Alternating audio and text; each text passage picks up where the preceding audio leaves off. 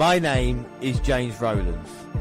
In 2015, I teamed up with my friend Dan White to create the WNR podcast. Since then, we have been giving you everything that's happened on the WWE Network. Now, in 2018, not only are we live for the Big Four events and every NXT takeover, but we celebrate 20 years since the birth of the Attitude Era.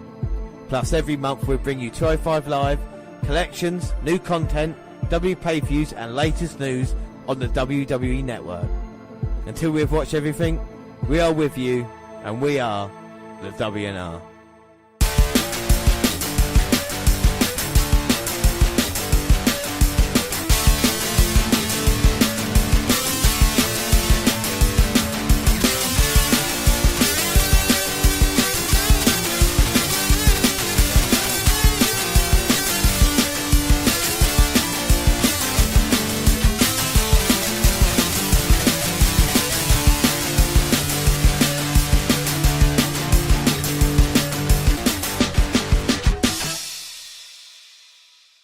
Yes, hello, I am James Rowlands, and as always I'm joined by Dan White. And today it's the WNR189, it's WWE versus WCW November 1998. Before we do anything, let's start with the alternate intro. I'm going on down South Park, gonna have myself a time. Friendly faces everywhere, I'm on fire sensation. Going down South Park, gonna leave my woes behind. Apple Parking day or night, people spelling howdy neighbour. Dan, can you do the next line? Because I've never actually heard this in the South Park song. Head on up to South Park, gonna see if I can unwind. I like girls with big fat titties, I like girls with big vaginas. I never know it ever said that, but alright. So come on down to South Park and meet some friends of mine. South Park and Dan likes big titties and big vaginas. But now what is the proper intro? Well, in 1998, WWE and WCW were locked in a ratings war. Their shows Raw and Nitro went head-to-head on Mondays. The WNR podcasts go back 20 years right in the middle of the battle. We've followed the war since the inception of Nitro, but now with Raw and the WWF's Attitude leading the way, WCW needed to fight back. The WNR podcast follows the war blow for blow and month to month. This is WWE versus WCW, the Monday Night Wars, November 1998. And let's not forget, we have a 5-point system. We have match, promo, roster, setting, and rating. And then we'll work it out at the end of the month and find out a winner for the month that we have seen. But when we had last left it, we found out it was Shane McMahon who had gone behind his father's back and signed Stone Cold to a 5-year contract. But with no WWF Champion, the Deadly Game tournament was set up at Survivor Series to crown a new champion. On this episode, we bring you 2 Raws and the entire Survivor Series event. So let's get started. It's Raw, the 2nd of November, 1998, and it's episode 284.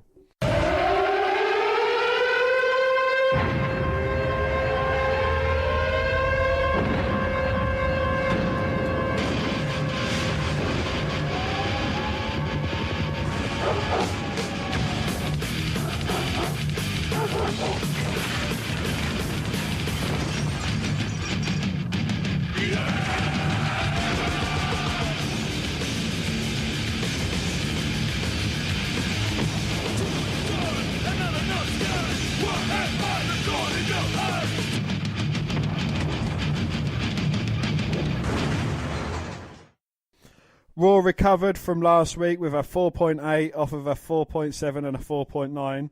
Nitro received a 4.1 and started strong with a 4.8, but fell drastically to a 3.6 and a 3.8. Well, Shane was on heat and he is initiating a hostile takeover and wants his dad to apologise.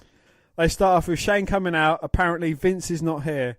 The day after the Survivor Series, Austin will get his title shot live on Raw, and he introduces the Rattlesnake and the fans explode. Well, a limo pulls up in the garage and Vince has arrived after all. Right as Steve is about to speak, he's interrupted by Vince, who taunts the crowd about wondering whether or not he would be here. He discusses his retirement and it is not happening. Fans call him an arsehole and Austin tells him so. Vince continues about his retirement and how Shane and Steve would enjoy that. The same with the fans, and they would, even if he died. That is the only way he will retire, and he does not want any of them coming to his funeral. He will go straight to hell when he... That is where he's been the past couple of weeks, thanks to everyone, especially Austin. Shane has been demoted and he is now a referee. And if he does not do a good job with that, he will be part of the ring crew. Vince continues that he hurt him last week, and what hurts him the most is when he claimed he was a lot like him. Shane is not like him at all, but rather like his mother. He cannot do anything about Steve's contract, but it will not be the day after the pay-per-view he gets his title shot. It will be at the pay-per-view when he gets it.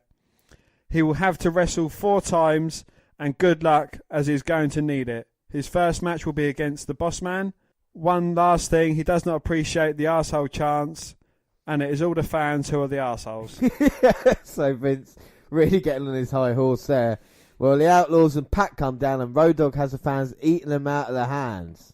And match 1 is DX versus the Brood. Well, Gangrel rises through the ramp. Pac and Edge start off going back and forth, and Pac is powerbombed. Pac is worked over some more, and Christian gets the tag, and after a gutbuster gets 2. Pac strikes back with a spinning heel kick. Road Dogg gets the tag, and he unloads on Christian with a flurry of shots to the head, getting a 2 count. 2. Christian dodges a blow, and he gets 2 after a drop kick. Edge is in, and they double side slam him, and now Billy Gunn runs in, and the match has broken down. The lights go out, and cue Kane. He takes his time coming down, and the melee continues. Kane decks Gunn, who is clotheslined over the barrier by Gangrel. Edge is chokeslammed. Pac is 2 after giving Christian the Bronco Buster, and now Christian is chokeslammed. Well, it was decent for the time given. Match 2 is Droz versus Hulk. Well, Droz is destroying Hulk. He slaps him in the face as the match never began. Animal pulls him off as Hulk was blindsided. Animal is yelling at Hulk, and he leaves with Droz. Oh, and that might be the end of the LAD. Vince has the boss man rough up Cornette, and Vince tells him he's tired of his 80s styles wardrobe and commentary. Cole wonders why Mankind and Al Snow are teaming together. They make fun of each other's inanimate objects. Well, we're going to see if they make a good team, because match 3 is Oddities versus Al Snow and Mankind. They all briefly brawl, and Mankind hammers Corrigan in the corner. Snow is tagged in, and the fans chant they want head. Snow kicks away and chops him down to size with a kick to the back of the knee. Mankind comes in and works over Corrigan, but he's taken down via the big boot. The masked Thing is in, and he crushes Mankind in the corner and drops the elbow. Corrigan is in and side slams him for 2. Mankind fights back, and Snow is on the ground battling Golga. Mankind cannot find Socko and just leaves, and Snow just waltzes into a side slam, but Golga misses with the elbow. Snow hits Corrigan in the knee and pounds him, but Golga sends him for the ride. Avoids the chokeslam, but he's chokeslammed, and then jumped on, and Snow is pinned. Avoids the clothesline, but he is chokeslammed, and then jumped on, and Snow is pinned. Vince tells Shaq to beat it because he doesn't have a backstage pass, but Shaq does not go. Mankind is looking for Socko in the back and needs to find Vince, who will know where he is at. Match 3, Steven Regal versus Goldust. Regal is wearing a fucking hard hat. Regal has a mic and wonders if there's a man in the locker room, and Goldust answers the call. Well, they exchange holds and Goldust knocks him down. Apparently Terry's pregnant, and Val claims that is not his. This is a terrible angle. Goldust works over the arm and takes him over, still holding the arm. Goldust is knocked to the floor. Terry runs down and tries to grab Goldust as Regal continues to pound him, and he gets a 2 count. 2. They continue going out, and Goldust sets him up in the corner, and here comes Kane, and he enters the ring and takes down both Goldust and Regal with the chokeslam. It was an okay match, but marred by making the mid-carders look like jobbers. Kane goozles Marlena, but is forced to put her down. Then he chokeslams some security dude. In the back, Vince is talking to Mankind, though we do not know what. They pan in and we can hear them. Vince does not want him to interfere in the Shamrock Rock match and gives him the hardcore title and feels like a gained a son, and Mankind calls him dad, giving Vince pause. So is this the debut of the hardcore title? This 2 very important things, yeah. First off, it's the debut of the Hardcore Championship, Vince handing it to Mankind. And secondly, this kind of, we've seen how Mankind characters kind of changed in these past couple of months from the kind of mysterious guy staying in the boiler room to kind of Mr. Socko and being a bit more funky. And he expressing his love for Vince, and, you know, Vince saying now, like, his championship, and he feels like he's his son, so it's kind of manipulating Mankind as well. So he's Mankind the chosen one in the WWF now. Well, match 4, and that is Ken Shamrock, who is the champion, against The Rock for the WWF Intercontinental title. Well, Vince is wheeled out and he calls for The Rock. And since he has a problem with the people, he has a problem with the people's champ. So he's adding a stipulation, and that is he will lose his contendership spot and his spot in the tournament. Well, Rock takes it to heart and unloads on Shamrock. He sets him up over the apron, drilling a couple of times with his elbow. He sets him up over the apron, drilling him with his elbow a couple of times as Vince looks on. Shamrock takes control, pounds him, and then drops him throat first onto the top rope. They take it to the floor and Shamrock continues punching away. Rock fires back and he runs straight into a short arm clothesline, and Shamrock stomps a hole in him. He pulls him up and shoves him into the steel steps and then the announce table. Shamrock breaks the count and body slams him. He rolls him into the ring and clotheslines him. He's whipped into the corner and Shamrock eggs on the Rocky chance, and Rock charges out with a lariat and is caught in a Hurricane Rana and then a powerbomb. Well, ankle lock time. Rock is able to get to the ropes and reverse a whip, and they clothesline one another. Both men are down. Rock lays over on the top of him and he gets 2. 2. Rock fires off another. Down. Rock lays over the top of him and gets... Just read that, didn't he? Rock fires off rights and lefts, connects with a swinging neck breaker and gets 2.5. 2.5. Shamrock counters with a power slam and now he gets a 2.5. 2.5. They slug at each other. Rock goes behind with strikes and a DDT and gets another 2 count. 2. Rock keeps after him. Rock runs over the ref and Shamrock does it to the Rock. Shamrock has a chair, but it bounces back and hits him. Rock body slams him, and it's time for the elbow. He connects, but the ref is down, and the Rock goes over to him, and Shamrock has a chair, and he blasts the Rock with it, and it is a DQ. Well, it was quite a nice brawl, I suppose, between the two. Yeah, it weren't too bad. Vince brags that the Rock did not win via pinfall or submission, and that he is not the people's champ, but the chump, and he is not going to the pay-per-view. The Rock is upending objects in his locker room and wants to know where Vince is at. So Vince McMahon has made an enemy in The Rock now as well. Match 5 is Val Venus versus Jeff Jarrett, and that is JEFFJARRETT. Well, Val compares himself to a basketball player and brags that he never misses a shot. Val goes up to Deborah and she pokes her finger at him, and JJ shoves him back. Well, JJ takes him down but runs right into an ab stretch. JJ escapes with strikes and a swinging neck breaker. He clubs him with a forerun but runs right into a spine buster, and both are slow to get up. Val runs him to rope, connecting with knee shots and now a side Russian leg sweep. Val straddles and waggles his hips and then punches him in the skull a few times. Val goes up and a blue blazer crutches him, and he and Jeff Jarrett stomp a hole in him. Well, police have arrived at the arena, and Vince is telling the police that The Rock has threatened his life and wants him taken away. Match 6 is Headbangers versus Mark Henry and D'Lo Brown. Well, Headbangers are dressed like the Outlaws, but with dumbass shirts, and the other says, I am with dumbass. Okay, Henry and Brown have controlled most of the match, and Thrasher is dumped face first on the apron. Now they double team Mosh. Brown body slams him and gets 2 after an elbow 2 from the middle rope. Mosh is sent into the corner but gets his foot up. Still he's able to stay on the offensive. Henry gets the tag and Mosh hammers him, but it's caught and squashed, and he gets 2 after a big leg drop. D'Lo is back in and misses from the top rope. Headbangers double suplex and then clothesline Henry, and D'Lo is launched for a flapjack, and Thrasher leaps over the top, crashing into Henry. The light goes out and here comes Kane. They'll stand side by side and he shoves Mosh into a big boot but cannot escape, and both are choke slams. Well, I think this is making Kane look like an absolute monster. And one of the favourites heading into the Deadly Game tournament as well. And we see The Rock getting handcuffed and carted away by the police. And Vince McMahon wanted this, and he hates the people, and he hates the people's champ. And he's there mocking The Rock as he gets carted away.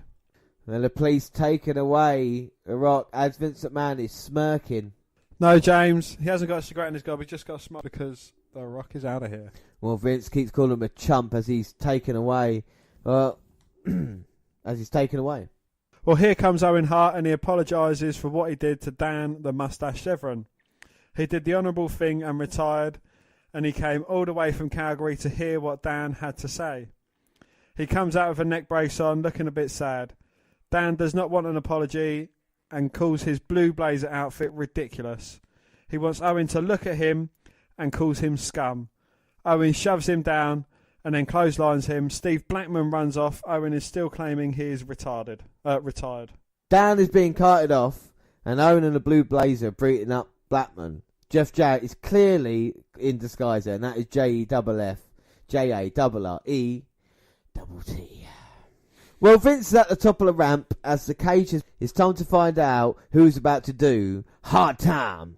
He wants to put all the fans in the cage and every fan would pay. He admonishes his handlers as they wheel him down to the cage. He's given them instructions, yelling at them to move him correctly. Damn, this is taking forever. He wants to make sure this cage is secure. They all get in the cage as he wants to make sure it's in good working order.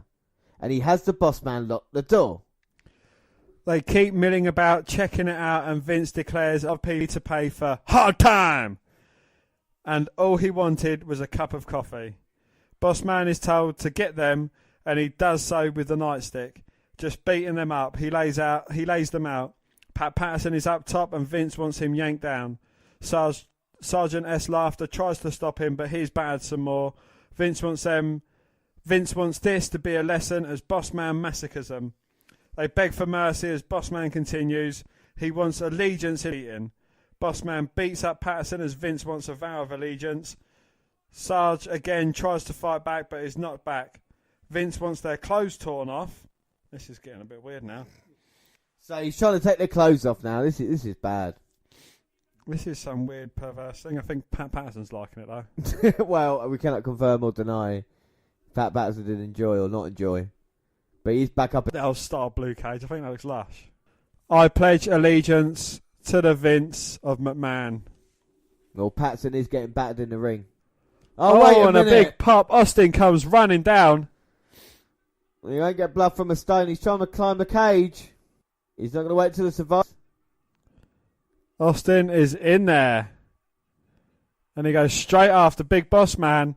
So is Austin forming allegiance with Patterson, Briscoe and S. Laughter? Well, it looks like he's saving them. He wants to hand on Boss Man. Patterson got the nightstick now. Oh, and he goes straight after Austin, the man who saved his ass. And Austin's like, what the fuck? And now it's your turn, Patterson, to get the right hands. Oh, Bossman back up.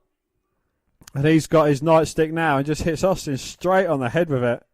Oh my God, and he's taking Austin out. Austin might not even be able to get to the Deadly Game tournament. Oh, Shane O'Mac's here. What's he doing? Unlocking the door? What's Shane doing? He grabs hold of Bossman. Oh my God, he's saying, Bossman, don't do it. Oh, this is not going to end well for Shane. Vince looking on in his wheelchair. Yeah, but Shane is the best in the world, James. Well, 20 years later, about this time, he's going to find some hard time. Thumbs up or thumbs down? Thumbs up, and he tells Bossman to get out of there. He doesn't want to see any harm come to his son. Well, Vince showing that he's still... And Shane's in there. And... Oh, Shane gives Vince a finger. Tells him, Vince, you're number one. Who gives weird finger? And he gives him a finger and, oh my God, the Undertaker's music's playing. It's Undertaker's ministry music. Oh my God, and he's here with Paul Bearer. And the Phenom coming out here. Of course, he's in the Deadly Game tournament. And the Undertaker's cage. And he wants retribution on Austin. Well, he slams the door shut. Austin's finally up to his feet. The door opens itself. And now Austin with the right hands to Undertaker.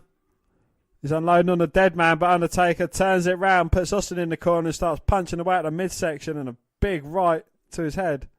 Oh, Irish whip to the other corner. Austin with the elbow up. Now he's fighting back. Now he's stomping the mud hole. Telling the Undertaker he's number one. Big right hand, shoulders to the midsection, but again Undertaker's fighting back. And now Austin taken down with a headbutt. Well, the fans want Austin to get back into this, but Undertaker beating him down. He might sign a new contract, but he's been beaten down by the Boss Man, the Stooges, the Undertaker. Vince just looking on. Well, the lights have gone out. Well, we've seen what he's been doing all night long. Kane destroying everybody. Now he's coming out here after being betrayed by Paul Bearer and the Undertaker. It's Kane! It's Kane! Well, I got to think Kane's got to be my favourite going into the Deadly Game tournament. Well, both Undertaker and Austin are just stood there watching, seeing what Kane's actually going to do. Oh! And he Kane has set the cage alight. The cage is on fire. Oh my God, they're all fighting. The cage is on fire.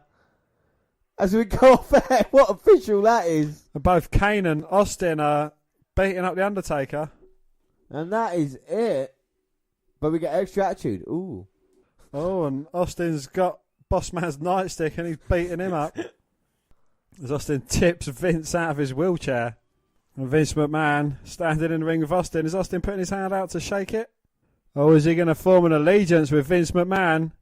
Well, he shakes the hand of Vinnie Mac, tells him he's number one, and drops him with a stunner. So up next, it's Raw episode 285, November 9th. Well, the Go Home show last week helped set the stage for the pay-per-view after a lame week prior. I still don't like the tournament idea, but it is growing on me, as they did set up some nice drama with The Rock and Austin.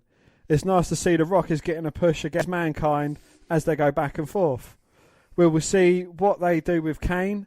Overall, the fans are digging the hell out of Raw as it kicked Nitro's ass yet again, with a 5.0 to 4.1 off of a 5.1 and a 4.9.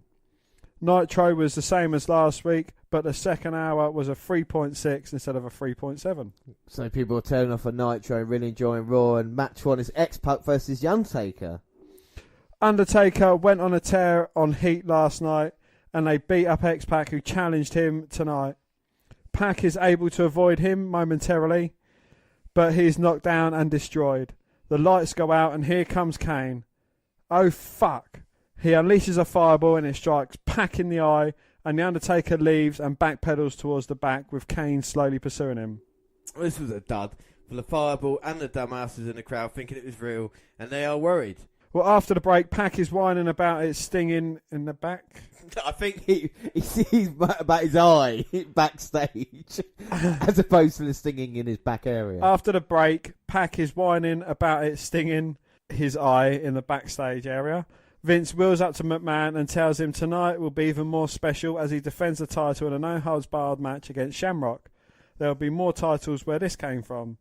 To be has to look good, and it's makeover time. Match 2 is Val Venus versus Steve Blackman.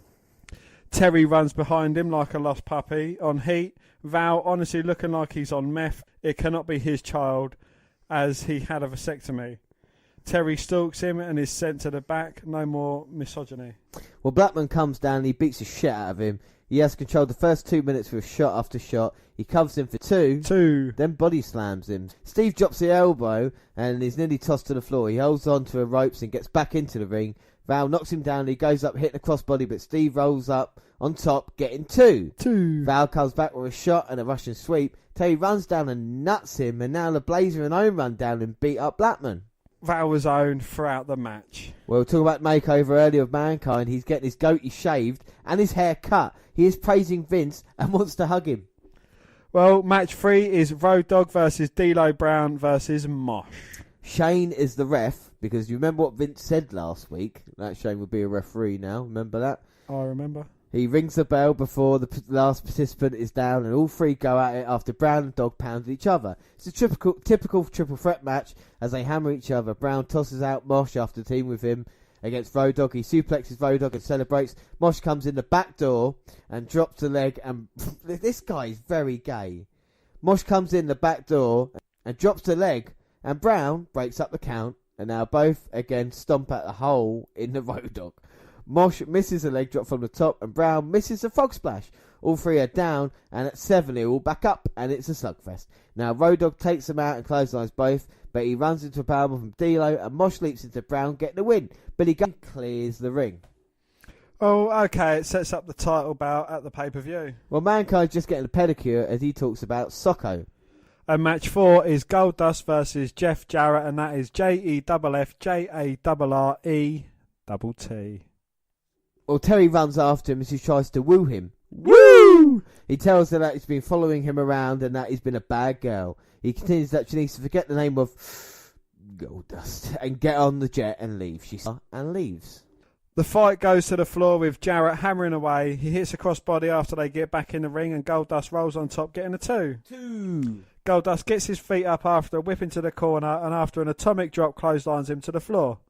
Goldust heads out straight after, has him up and drops him straight down onto the steps.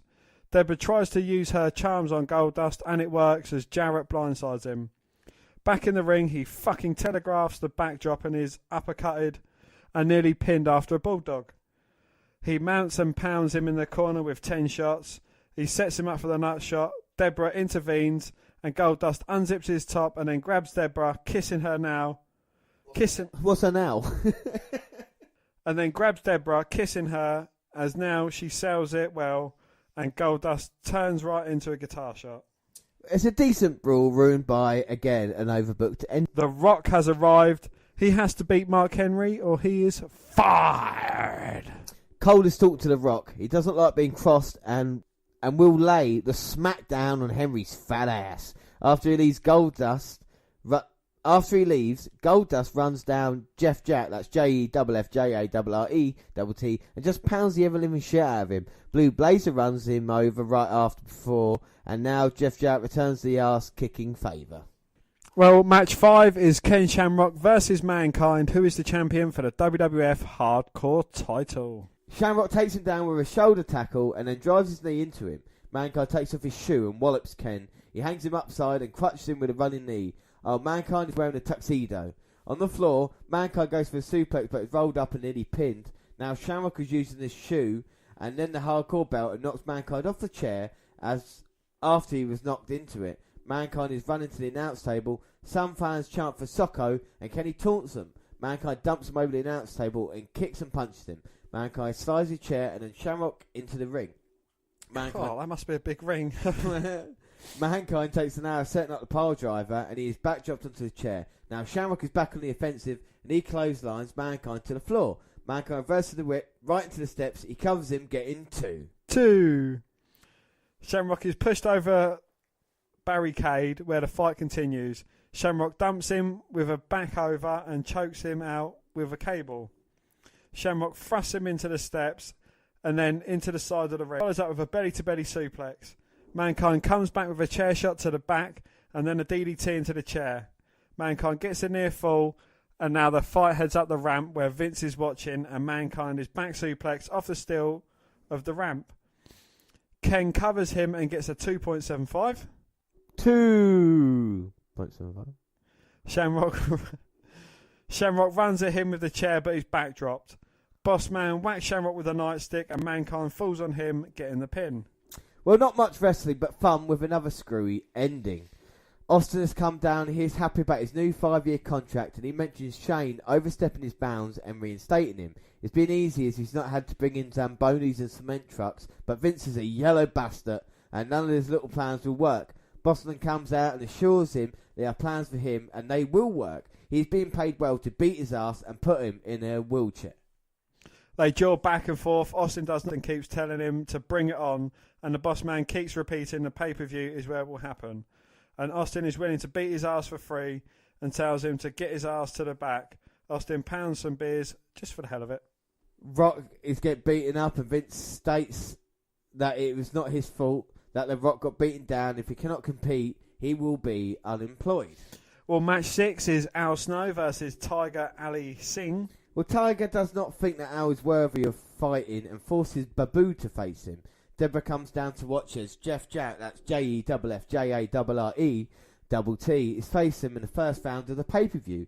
Babu starts off by begging for mercy but pokes in the eye, and now he's getting dismantled. Deborah's head as Tiger now attacks Al, but he gets knocked down. Al hits a snowplow but sees what Deborah has, and Tiger then crushes Al from behind and he loses. Deborah leaves head behind and leaves.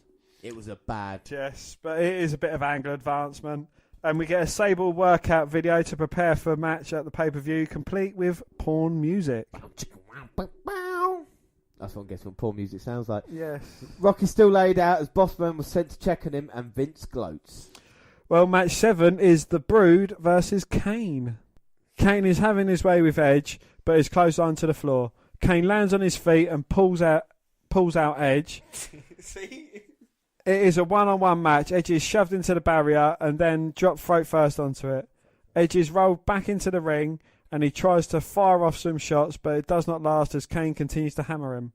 Gangrel and Christian try to help, but to no avail. Edge is tossed onto the top rope and then on top of Gangrel. Kane goes to the floor and nails Kane. Edge looks like a chump and he is falling low. Kane then Tombstone piles them together. They were DQ'd and has gasoline. The ref is chokeslammed. He is placed on the pole to the light of the crowd. He pours gas on them and JR wants to go to break and to hell with the ratings. He tries to fire up the blowtorch and the fans boo as officials run down and clear the victims. Fucking hell, angles like this are stupid. The fans were chanting for Kane to set people on fire. And then one of them was Edge. Future, 12-time world champion. On this day. Well, Vince is wheeled down and wants a ringside seat. He tells The Rock that you never know what is going to happen. He needs to come out right now and calls him out. Vince calls this the home of the Cowboys and he calls them convicted felons like The Rock. And he is on the losing streak like they are. A losing one. Here comes Shane. Vince is flabbergasted and wants to know what he's doing out here. He wants The Rock and not a lowly referee. Shane wants him to cut the crap and is taking his frustrations out on everybody. The fans, Austin, Vince interjects that he hates them, as well as The Rock and Shane want to know why. These frustrations are not about these issues, it is about family business. Vince disagrees, stating that it is now his business and warns Shane to get the hell out of here. Shane is Obi-Wan-like and tells him to channel his anger towards him like he always did. Vince felt he always had it coming when he was a child and wants him to leave now. Shane refuses. Vince is going to enjoy this beatdown and sicks the boss man on him. Austin comes down, knocks the boss man to the floor and has his nightstick. Austin tosses it back at him and leaves with Shane. So Austin and Shane seem to have a friendly relationship at the moment. And someone else Vince McMahon hates is The Rock, and he's against Mark Henry. The Rock's music plays, but no Rock. He finally appears. He heads down and assaults Henry with a series of kicks, stomps and punches. The fans get behind him as he clotheslines Henry and continues to stomp away. He lays Henry over the apron and elbows the throat and does it again. He runs him into the steps. Rock breaks the count and his whip is reversed as he hits the barrier, but it explodes out, clotheslining Henry. He grabs him only to be popped into the balls. The Rock is rolled back in the ring and Henry takes control of the match. He strikes with a forearm shiver and works over the small of the back. He chokes him out on the ropes. D'Lo joins in the fun with an uppercut. Rock, though, is able to block the Henry suplex and connect with one of his own. But he's caught with a lariat coming out of the corner. Henry drops the elbow, getting a 2 count. 2. Henry continues to batter him with shots, but he's sent to the ropes and power slammed. Rock rolls over and gets a 2 count. 2. Rock slugs away a few thunderous clotheslines, keep Henry down. He follows up with a Russian leg sweep, getting a 2 count. 2. Rock punches him square in the nuts and pulls him to his feet, but his whip is reversed and he is crushed with a power slam off the rebound. And look at Vince watching on with the Stooges. Now you don't want The Rock to win this and be in the Deadly Game tournament. Well, Henry going for the cover. Oh, but The Rock managing to kick out. A big boss man now up on the apron. What's he doing? Is he handcuffing The Rock? He's handcuffing him to the top rope and... Oh, wait a minute. But The Rock has managed to turn it around, handcuffs Big Boss Man, plants Henry with a DDT. Well, the outsmarted boss man. Referee goes to cover. Oh, but gets dragged out by D'Lo. When D'Lo lays out the referee and The Rock's back up. He gets eliminated from the Royal Rumble. Well, D'Lo's clothesline over Mark Henry, reversing The Rock, and a Rock bottom. But there's no referee in the ring. He's not going to leave it like that, though, the People's Champion. Well, Shane McMahon runs out, and here's a referee, makes the 3 count. I don't even think Goldberg feels 1B. And The Rock looking for the People's Elbow. Bang, plants it. Well, there's nothing Bossman can do. He's handcuffed. And look, Shane McMahon, 1, 2, 3, and The Rock wins. Shane came out there. How did you know? No what? Well, yes, Shane McMahon gets one over on his dad yet again. The Rock's the People's Champion. He's going to be in the Deadly Game tournament, much to Vince's chagrin. The Rock says. And The Rock, I don't think's finished. Well, Vince McMahon got him arrested last week. Well, last week Vince McMahon got stunned in the ring. Yeah. And this week The Rock's after him, and Now he's going to get the Rock's bottom. well, Patterson's there. Patterson's like, look, if anybody's getting the Rock's bottom, I am. Oh, the Rock laying a smackdown. McMahon's got nowhere to run. And the boss man is forced to look on. And the fans want the Rock to do it. Oh, wow. Oh, he's just slapped the Rock. Look at the Rock. Rock, can't believe it. He's got my man. Oh, plants him with the Rock bottom. You smell what he's cooking? I don't think he's finished. Oh, and the Rock lays a smackdown on the chairman of the WWE. Oh my God. So, the Rock celebrates, and that's the end of Raw right now. But there's so many strong favourites heading into the Deadly Games, the tournament. Let's just run through the tournament quickly. This is what we got coming for you right next. So Mankind is going against a mystery opponent. Al Snow is going against Jeff Jarrett with Deborah. Stone Cold Steve Austin will be going against the Big Boss Man. Steve Regal, who's a real man, against X-Pac. Goldust versus Ken Shamrock. Triple H versus The Rock. And Kane and The Undertaker will be facing off in the second round match because they've both got buys in the first round. So it is time for the Deadly Game! As a child, I had a dream. Life, Power, recognition, prestige. the quest for destiny, To one day be champion. One day be champion. To one day be champion. desire, As a man, I have a dream. ambition, I will be champion. a hunger still unsatisfied, I will not fail. I cannot fail. the yearning, Unleash the demon inside. sacrifice a soul for the covenant gold. Whatever means necessary. The light is brighter, Whatever it takes. the taste sweeter, Whatever means necessary. Sacrifice. Whatever it takes. destiny, Whatever means necessary. Whatever it takes. the dream. Whatever means necessary. Pain, sacrifice, agony. I will be champion. Whatever it takes. Cause it's a deadly game that we play as we live our lives. When we say what is on our minds, play it now before the game is over.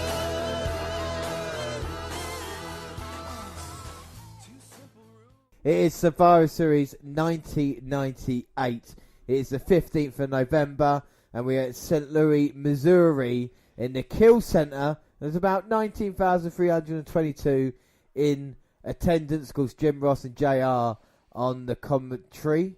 Pay-per-view buy rate, Dan? The pay-per-view buy rate was a 0.89. Which is a brilliant thing to have. And a dark tag team match for the Hardys, Jeff and Matt versus Too Much, Brian Christopher and Scott Taylor. We'll miss you, big man.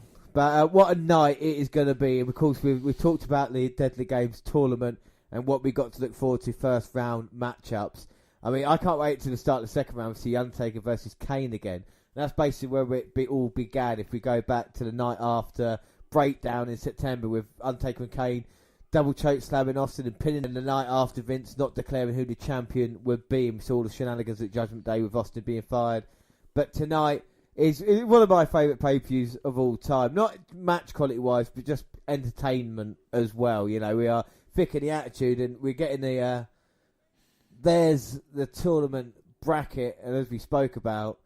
So we've got Stone Cold versus the Boss Man. We have X-Pac versus Regal. So they'll face the second round. Jarrett versus Al Snow. We got Mankind, and we don't know who his opponent is, and they'll face off in the next round. You got Goldust versus Ken Shamrock. We got The Rock versus Triple H, and they'll face off in the next round. And Kane's got a bye. And so's The Undertaker, and they're facing off in the second round. But there will be the women's titles on the line here tonight as well. And, of course, the Tag Team Championship. So there's lots to look forward to. Boo! Boo! Mr. McPants. 10. Chair with the Boss Man, his hired security, and, of course, the Stooges. Pat Patterson, Gerald Briscoe, and Sergeant S. Laughter. Well, they've had a lot of problems recently with The Rock, with Stone Cold, and with his son Shane. Well, in the past couple of weeks, Vince McMahon's been stunned, he's been rock-bottomed, and he's been peopled elbowed. But he's guaranteed everybody tonight there's going to be a new WWF Champion at Survivor Series. So Mr. McMahon's going to give us the introductions.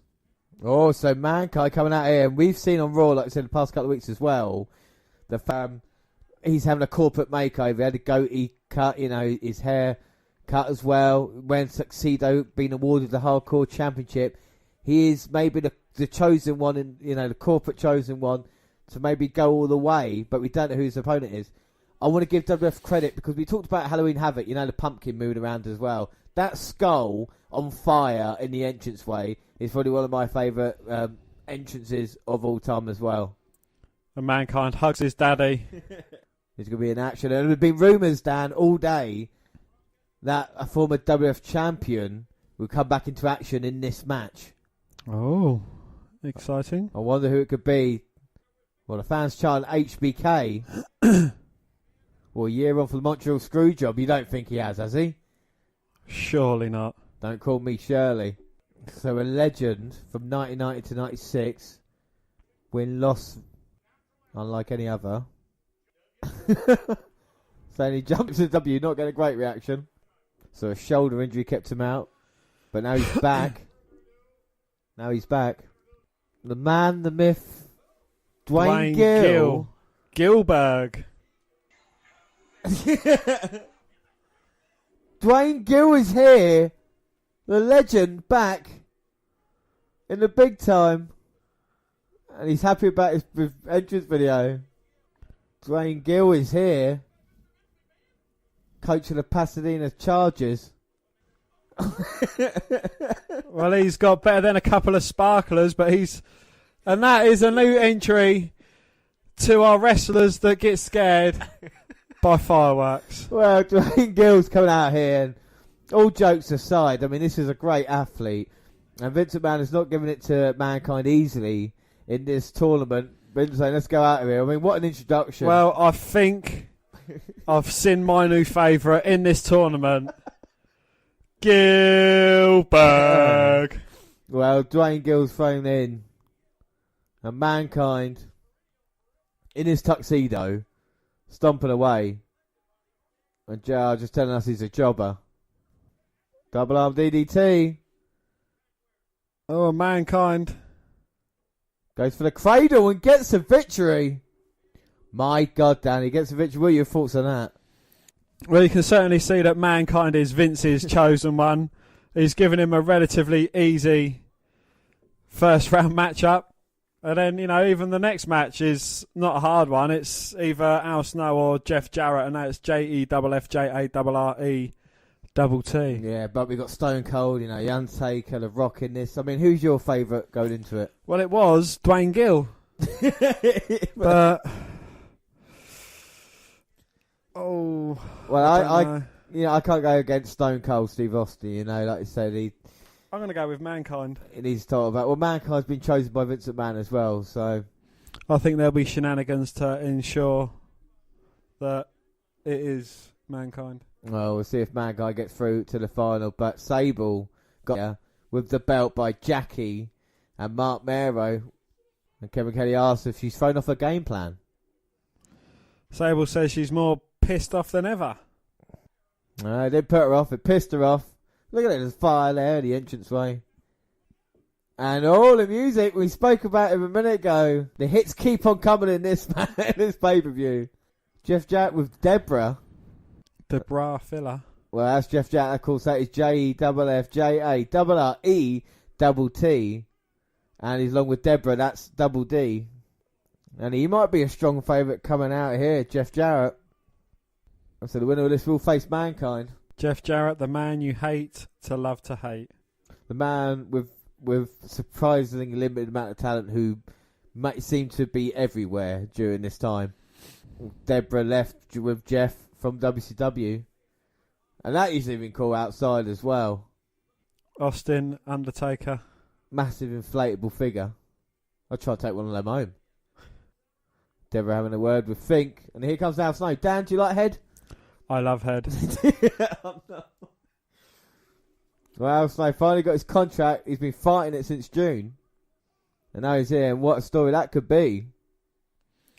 If Al Snow could go all the way and win the tournament. Well, what an upset. A man who might to get through this deadly game. Jeff Jarrett might strum his way to victory, though. He will. But Al Snow's a bit cuckoo. I wonder what was around Head. It was Mr. Socko. And Jeff Jarrett, Deborah trying to distract Al. I think Al was more stalking Deborah. Didn't put him off though. Jeff Jarrett trying to punch him down. And he just flips off the stairs and takes out Jeff Jarrett. The bell finally rings and now Al springboards back in. Hits a leg drop. I mean, that attire from Al Snow is dreadful, isn't it, you know? It is. Uh-oh, Jeff Jarrett gets him. Hangs him up on the top rope. Well, it's been an eventful 1998 for Jeff Jarrett. He lost his hair at SummerSlam. Now he's acquired Deborah. He's had so many managers this year. He started off NWA Champion alongside Jim Cornette and then moved on to the other fella. Tennessee Lee he was with earlier this year. And now, of course, with Deborah, Association for Your Own Heart, Blue Blaze has been helping him out recently. Jeff Jarrett versus the Irish Whip. Al lands on the apron. Dodges the clothesline, delivers one. And just snaps Jarrett's head off the top rope. But now Al Snow going up. Off the top of the leg drop, Jeff moves. Then delivers a right hand. High drop kick there from Jarrett. Goes for the cover. Oh, but Snow managing to kick out. Oh. The one good thing about a tournament matchups is even if it is Jeff Jarrett versus Al Snow, there's still some meaning to it. And, you know, each of these men want to become WWF Champion as Jeff's getting rolled up. But Jarrett managing to kick out at 2. Ah, 2. Now a few combination pinfall attempts there between Snow and Jarrett. Al Snow with a clothesline. Jeff Jarrett versus the Irish Whip. But Al Snow counters with a DDT. It is Randy Orton's hometown. Yeah, Dan, do you know it's Randy Orton's hometown? I just told you that, you fucking moron. Randy's there in the gold dust. Get up. Jeff Jarrett underneath Al Snow's legs. Gets his leg caught. Al Snow turns him. This is slow and awful. Jarrett is useless. Atomic drop. Both of them bang heads. No, Jarrett's not great, but Deborah's on the apron now. She's going to give Jarrett head. And With pass him that Socko. mannequin. Socko wrapped round it. Timmy White grabs it. And Al Snow looking for a head. He finds a guitar. And Jeff Jarrett's just got a head. Referee's distracted.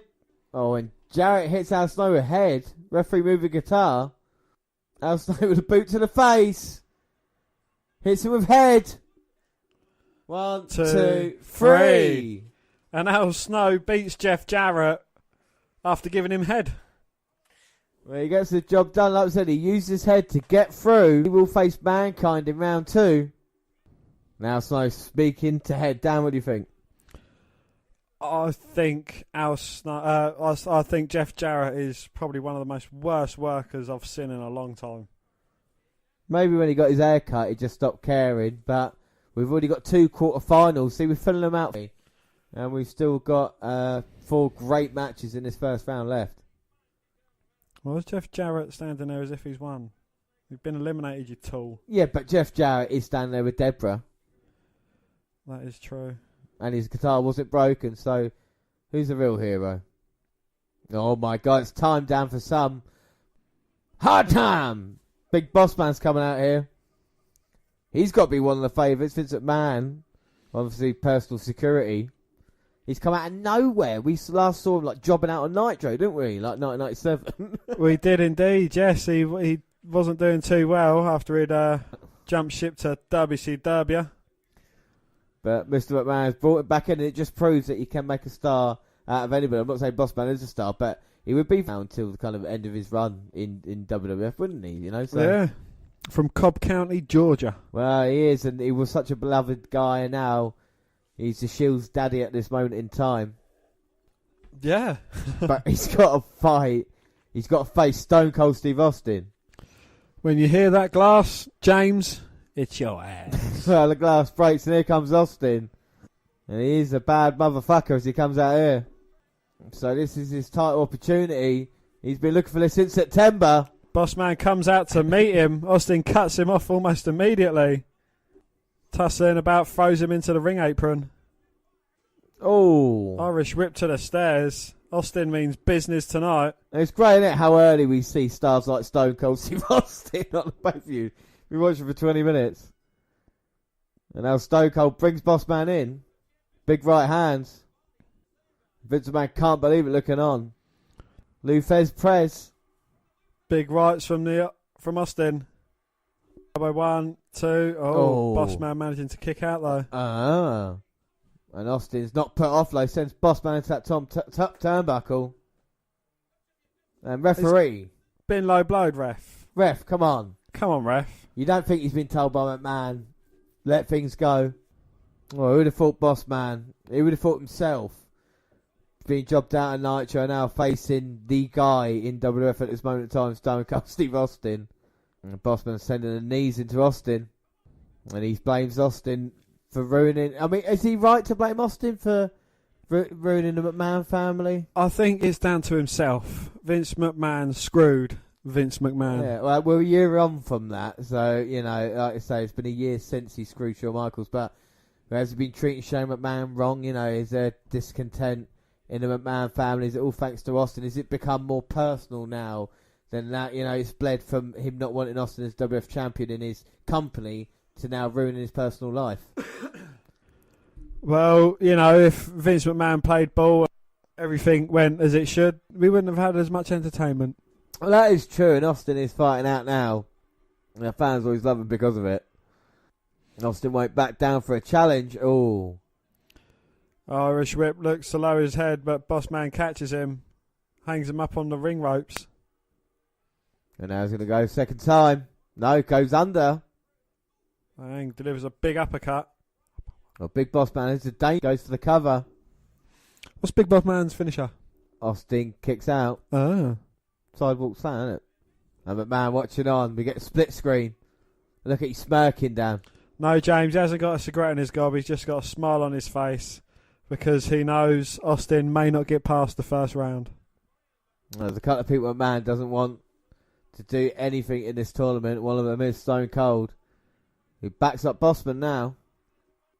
Austin with huge right hands. He gets Bossman in the corner. He's stomping a mud hole and he's walking it dry.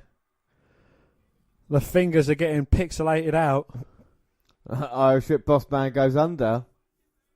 Austin follows him. Oh, and a nightstick to the gut. And the referee's finally seen one. He's disqualified Big Bossman, but it's not stopping him beating away at Austin. And McMahon's loving it as well. Maybe the plan wasn't for Bossman to beat Austin. It was to make sure Austin couldn't make it to the next round. Yeah, he might just want to incapacitate the rattlesnake. And McMahon, shit-eating grin. Austin wins, but he don't look like a winner at the moment. Now, Bossman hitting Austin right in the heart. And that's going to hurt because his heart belongs to the WWF Championship, which he might not be able to be holding at the end of the night. The nightstick is coming to play, and look at Bossman telling it's hard time. In Deadly Game! Dan, what do you think? Oh, hang on a minute. It's not even over yet. Well, I think it's a bit of a farce that Austin had to go up against one of Vince McMahon's henchmen. And it certainly is playing into Vince McMahon's hands. I think Austin looks a bit incapacitated. But knowing the rattlesnake, he'll be out here for the next round. And he'll fight with everything he's got. I agree with you, but you got to wonder about his condition right now. McMahon thinks it's job done. So what did McMahon say when Michael asked him, well, Austin's advanced? Vince McMahon said, do you think that's advancement? The night is young. The night is very, very young. Whereas McMahon got another master plan involved. Well, Austin's going to have to face either the man's man, Steve Regal, or X-Pac. So it's not going to be an easy path for Austin. Not at all. Austin is in serious trouble here. And we have got the man's man coming up soon. Very soon. And it's reported that Austin may have internal injuries. I'll definitely say he's bleeding internally. X-Pac. So it's time for X-Pac to make his way out. The European champion, X-Pac. Well, they outlived the nation, didn't they? They outfought them in the war. And now they've been feuding with people like the Brood. The Dicks have been a little bit quiet, but X-Pac lead the charge here. It's a huge opportunity tonight for X-Pac in this to actually go on and become WWF champion. Do you think he could go all the way? I doubt it. You know, X-Pac's just a fist tournament. Oh, I don't know, Dan. He did beat Razor Ramon once before. He can cause upsets in this one. The fans do like him. He may be the dark horse. X-Pac's got the fans behind him. Got to listen to this entrance. Yeah, of course we are. Well, that's the whole point. That's what we're doing. Up next, it's the man. It's the one and only. He's a man, such a man, such a man. He's a real man's man. He's a man, such a man, such a man. He's a real man's man. Coming out wearing a short sleeve lumberjack shirt, hard hat, denim shorts. And his famous purple knee pads. He's a real man's man. Such a man. Such a man. Greatest gimmick ever. He's a real man's man. Look at his chopped wood. Lifts up bags of cement onto his shoulder. And the King likes the song. We all like the song. I love the song. And we're going to keep listening to that song as this goes on because it's such a great song. He's a man. Look at William Regal. Such a man. Such a man. He's a real man. Real man's man. So we started off. X-Pac told Regal to go suck it. And Regal could definitely wrestle. Got caught in a huge kick there. He left WCW a year ago due to heavy drug use. He's trying to impress now. Oh my god. Got folded up in the corner there. On a backdrop from X-Pac. 1, 2. Ooh. Nearly got the job done, but Regal managing to kick out. Oh.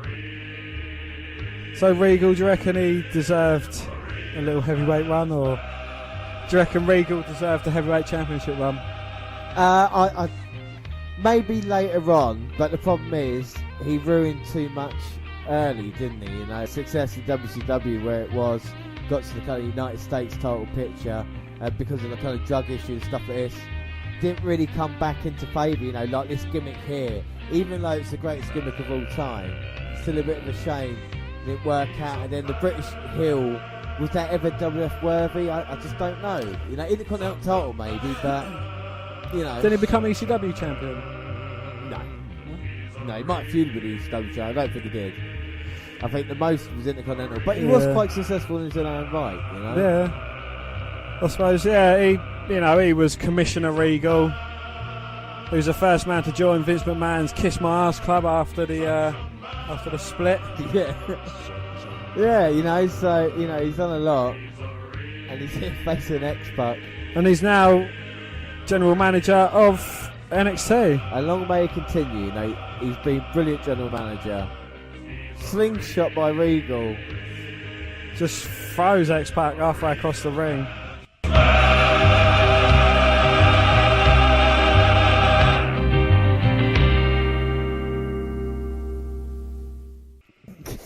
And he's going to try and finish off X-Pac. Jumping on his back. Timmy White checking him. And look at that submission now. The Regal stretch. He's making him into his own bicycle. X-Pac in serious trouble. So now Regal's got the submission. X-Pac trying to move it around. Regal with gut wrench throw though. Goes for the cover. 2. But Pac managing to kick out. Well, Mr. McMahon looking on. And this is going to be interesting because the winner of this, of course, faces Stone Cold in the second round. I don't fancy Austin's chances if he's got to go up against the man, the real man's man. Such a real man's man, you know. He is such a man. Denim shorts. You can't. No normal news you can get away at that. Apart from a real man's man, you know. Look at the way he's just put the submission on X-Pac. X-Pac managing to turn it round though. Can he escape? He's turned it into a sort of a Boston crab. And X-Pac now getting a little bit angry, fighting back now on Regal. Irish whip.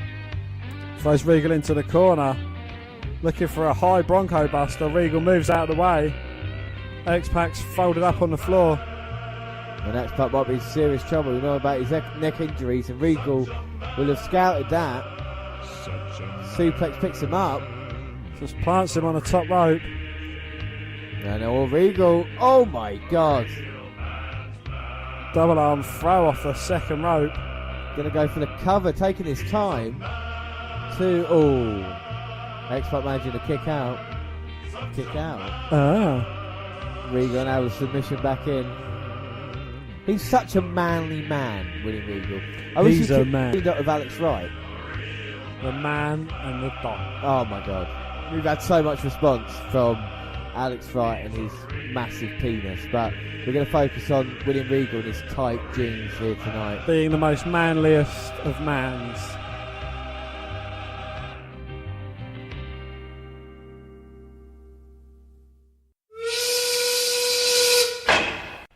Look at him. I bet he goes to the YMCA to work out as well, you know that? He definitely does. He used to be part of the Navy. He is a macho man. Ooh, yeah. I can dig it. Regal just taking his time. So slow at the moment. Methodically slow, though. But real men go slow. They don't go fast. No, both men hit each other on the head. Been the longest match so far. Regal hits the uppercut. Upper what? And now Irish whip reverse. Oh, spinning heel kick from X-Pac. Regal might be in serious trouble. X-Pac going for the cover. 2. Oh, but Regal easily managing to kick out. Uh-huh. Because he's a man. And a drop kick by X-Pac sends Regal in the corner. X-Pac looking for the Bronco Buster. Hits it. And Regal in all sorts of trouble now. Suplex from X-Pac. Looking to go up top to try and finish this one. And he's feeling it right now. Oh, but Regal's recovered. Bounces against the ropes. Crotches X-Pac on the top rope. Sends him crashing to the outside. And now Regal going after X-Pac. X-Pac with a suplex to Regal. Now he's going to punch him away.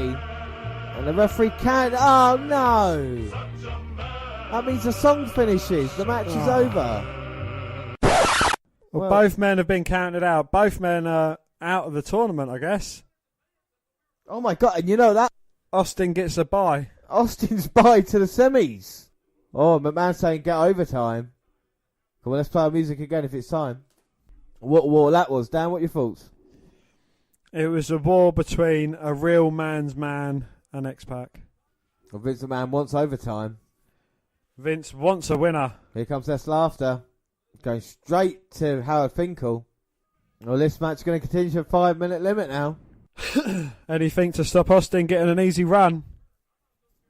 And McMahon very happy about it. And X-Pac saying he can't continue. Weren't X-Pac the one punching away at Regal? Yeah.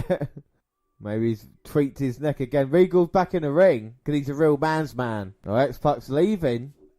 Are they going to declare Regal the winner or? Well, it is a last man's man standing match. No, it's done. Regal's going to go after X-Pac because he's a real man's man. And McMahon is furious. Austin gets a bye. And that wasn't in the plan tonight. That wasn't in the master plan for McMahon. The McMahon master plan. And Count Out's going to face Stone Cold in the next round. So we know it's either going to be Undertaker or Kane in the semi-finals. We know it's going to be Mankind or Al Snow, but we don't know who's going to be in the last second round matchup. We've still got 2 first round matchups to go, and here comes Ken Shamrock. The world's most dangerous man. He's Intercontinental Champion, so we've seen the RC Champion, we've seen the European Champion, and we've seen the Hardcore Champion. And one interesting thing about Ken Shamrock in here in 1998 as well is he won the Intercontinental title over a tournament on Monday Night Raw when he beat X-Buck in the final, and he won the King of the Ring this year as well, beating The Rock in the final of that. So when it comes to tournaments, he's like me. Yes, Stan, he is like you. Well, yes, Ken Shamrock has won a lot of tournaments and he's ready to win his biggest one yet, the Deadly Game tournament. Well, if he doesn't win, then he's like you in tournaments. Well, we're going to see. He might win in 3 or 4 different occasions and lose.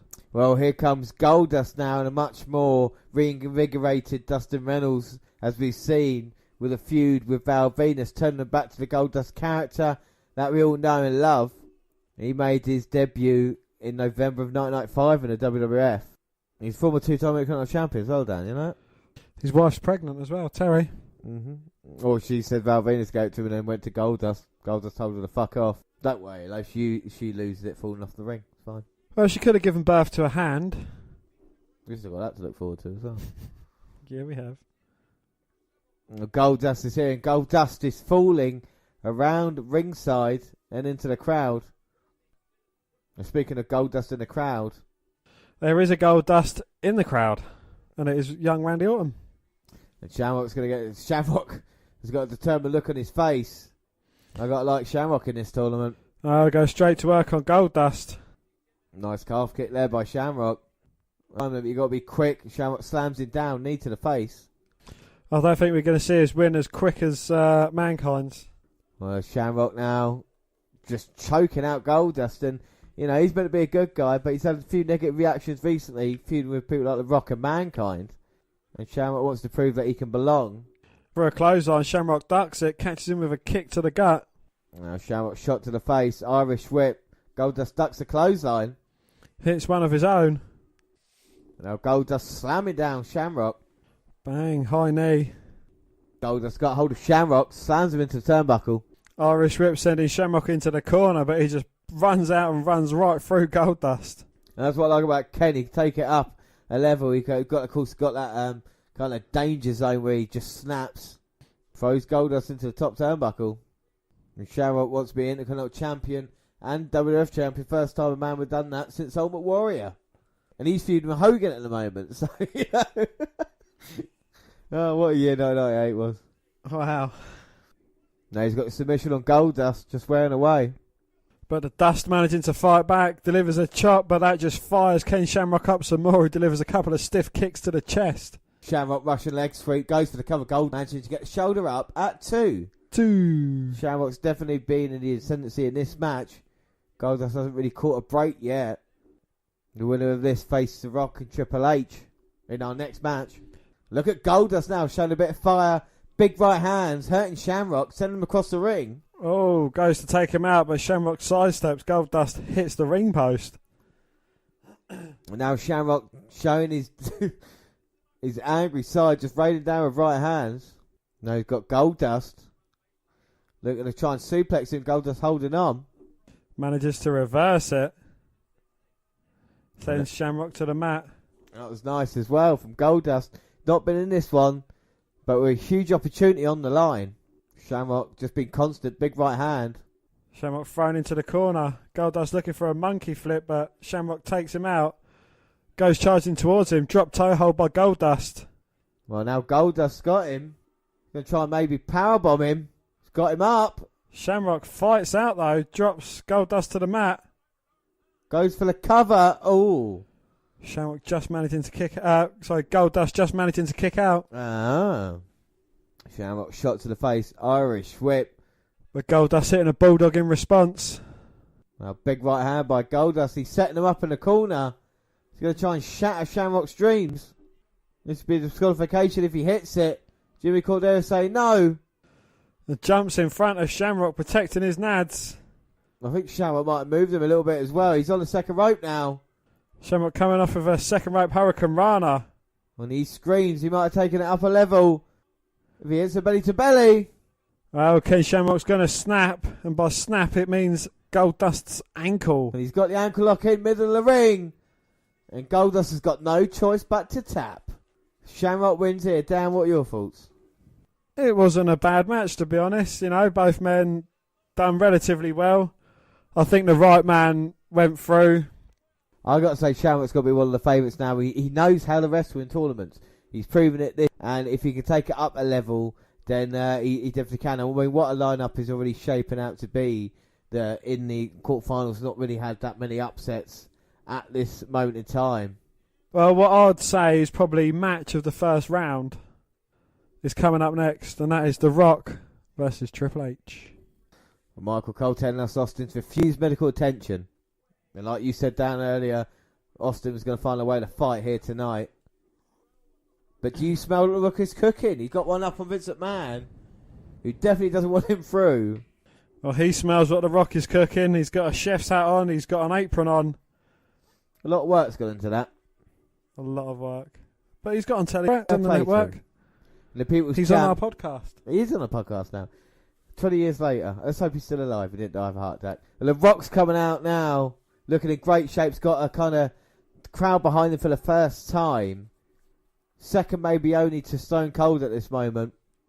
Not many people get one up on Vince McMahon. Well, that's what Vince McMahon breaking you down and trying to halt your progress does to you, unless you're right. The Rock says, well, James, give me some of that Triple H. Oh, yeah, DX music is playing. Rock and Triple H calls faced off at SummerSlam in a classic ladder match for the Intercontinental title. Triple H had to give it up for a knee injury. But he's back here tonight and, oh my God, he's changed a little bit. Oh, he's definitely got older. But he's wearing a suit, spitting out the water. I don't know who he's like Gerald Briscoe, but here comes Triple H. And The Rock saying, come on now. They've got the fireworks out as well for him. Oh, JR saying he's not seen Triple H. So who's this man coming out here, Dan? Well, legend says that he's very good in the ring. Oh, Pat. Oh, it's Pat Patterson and Briscoe. Mr. McMahon. Triple H won't wrestle here tonight. So Mr. McMahon has told Gerald Briscoe he can fine Triple H for not being here. He's not competing. So there's going to be no forfeit then.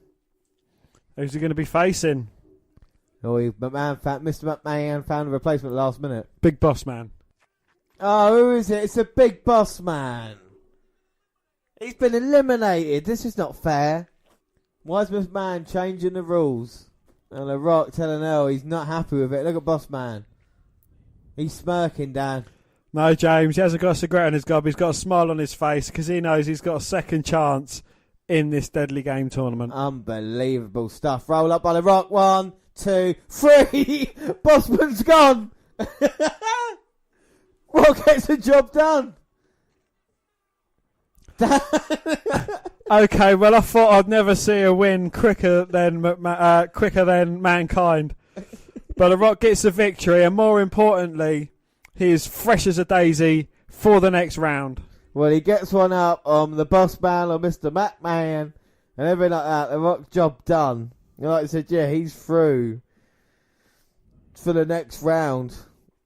And I love that. I love that bit. Boss Man just coming out, getting pinned all of a sudden. Oh, yeah. A baby marks the hill. Yeah. We changed the rules. You act like fools. And you can see the full match replay. That's got to be one of the quickest victories in history. That really has, especially at Survivor Series in the Deadly Game tournament. So here we go. We got our lineup for the second round, and we already knew we had The Undertaker versus Kane. We've got The Rock versus Ken Shamrock, which is them two have had a very heated rivalry. Mankind versus Al Snow, who have been tag team partners. And we got Stone Cold versus Count Out, which of course means he's a bye. Bye. So it's time for the second round action.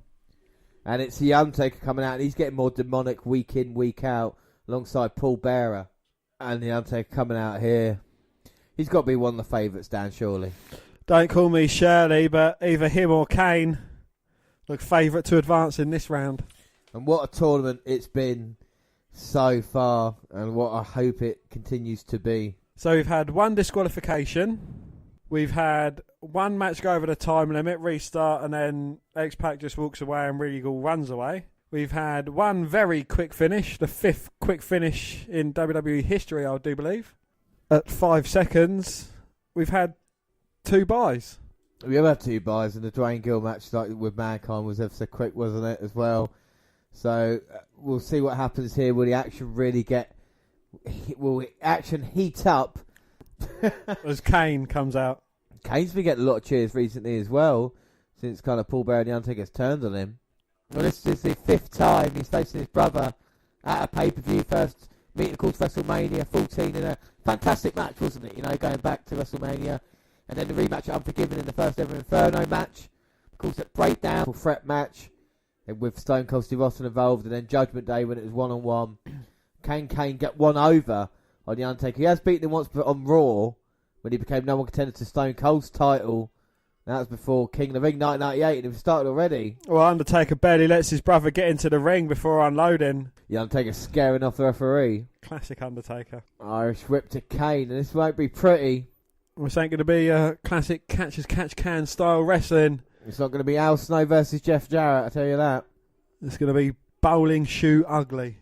And Kane now working along an Undertaker. Boot on the Undertaker by Kane. But Undertaker sits right back up. Kane eliminates Undertaker from the Raw, hands on his feet, steps over the top rope to join him on the outside. Kane shot the Undertaker from behind, sends him into the ring. There's no brotherly love here. And Paul Bearer waddling out of harm's way. McMahon has had problems with the brother's instruction. That's why he's in the wheelchair. They broke his leg when he didn't tell him who was going to be WWF Champion. Undertaker's on a barricade. Oh, Kane comes charging towards him, but Undertaker hangs his brother up on Barry. And Mr. McMahon's plan was for them to face each other in the second round. Why didn't he just have them face off in the first round? I don't know, but still, I'm not part of McMahon's master plan. I can't pretend to understand it, you know. The wheels are in motion here tonight. And of course, the winner of this will face, Rock or Shamrock. A nice kick by the Undertaker, scaring off. He's taking over this match now, slowly. Big right hand just rocking Kane. Irish whip reverse. Kane with a power slam, sending down the Undertaker. Looking to drop that big elbow, but the Undertaker sits up just in time. Comes back to the offense on his brother.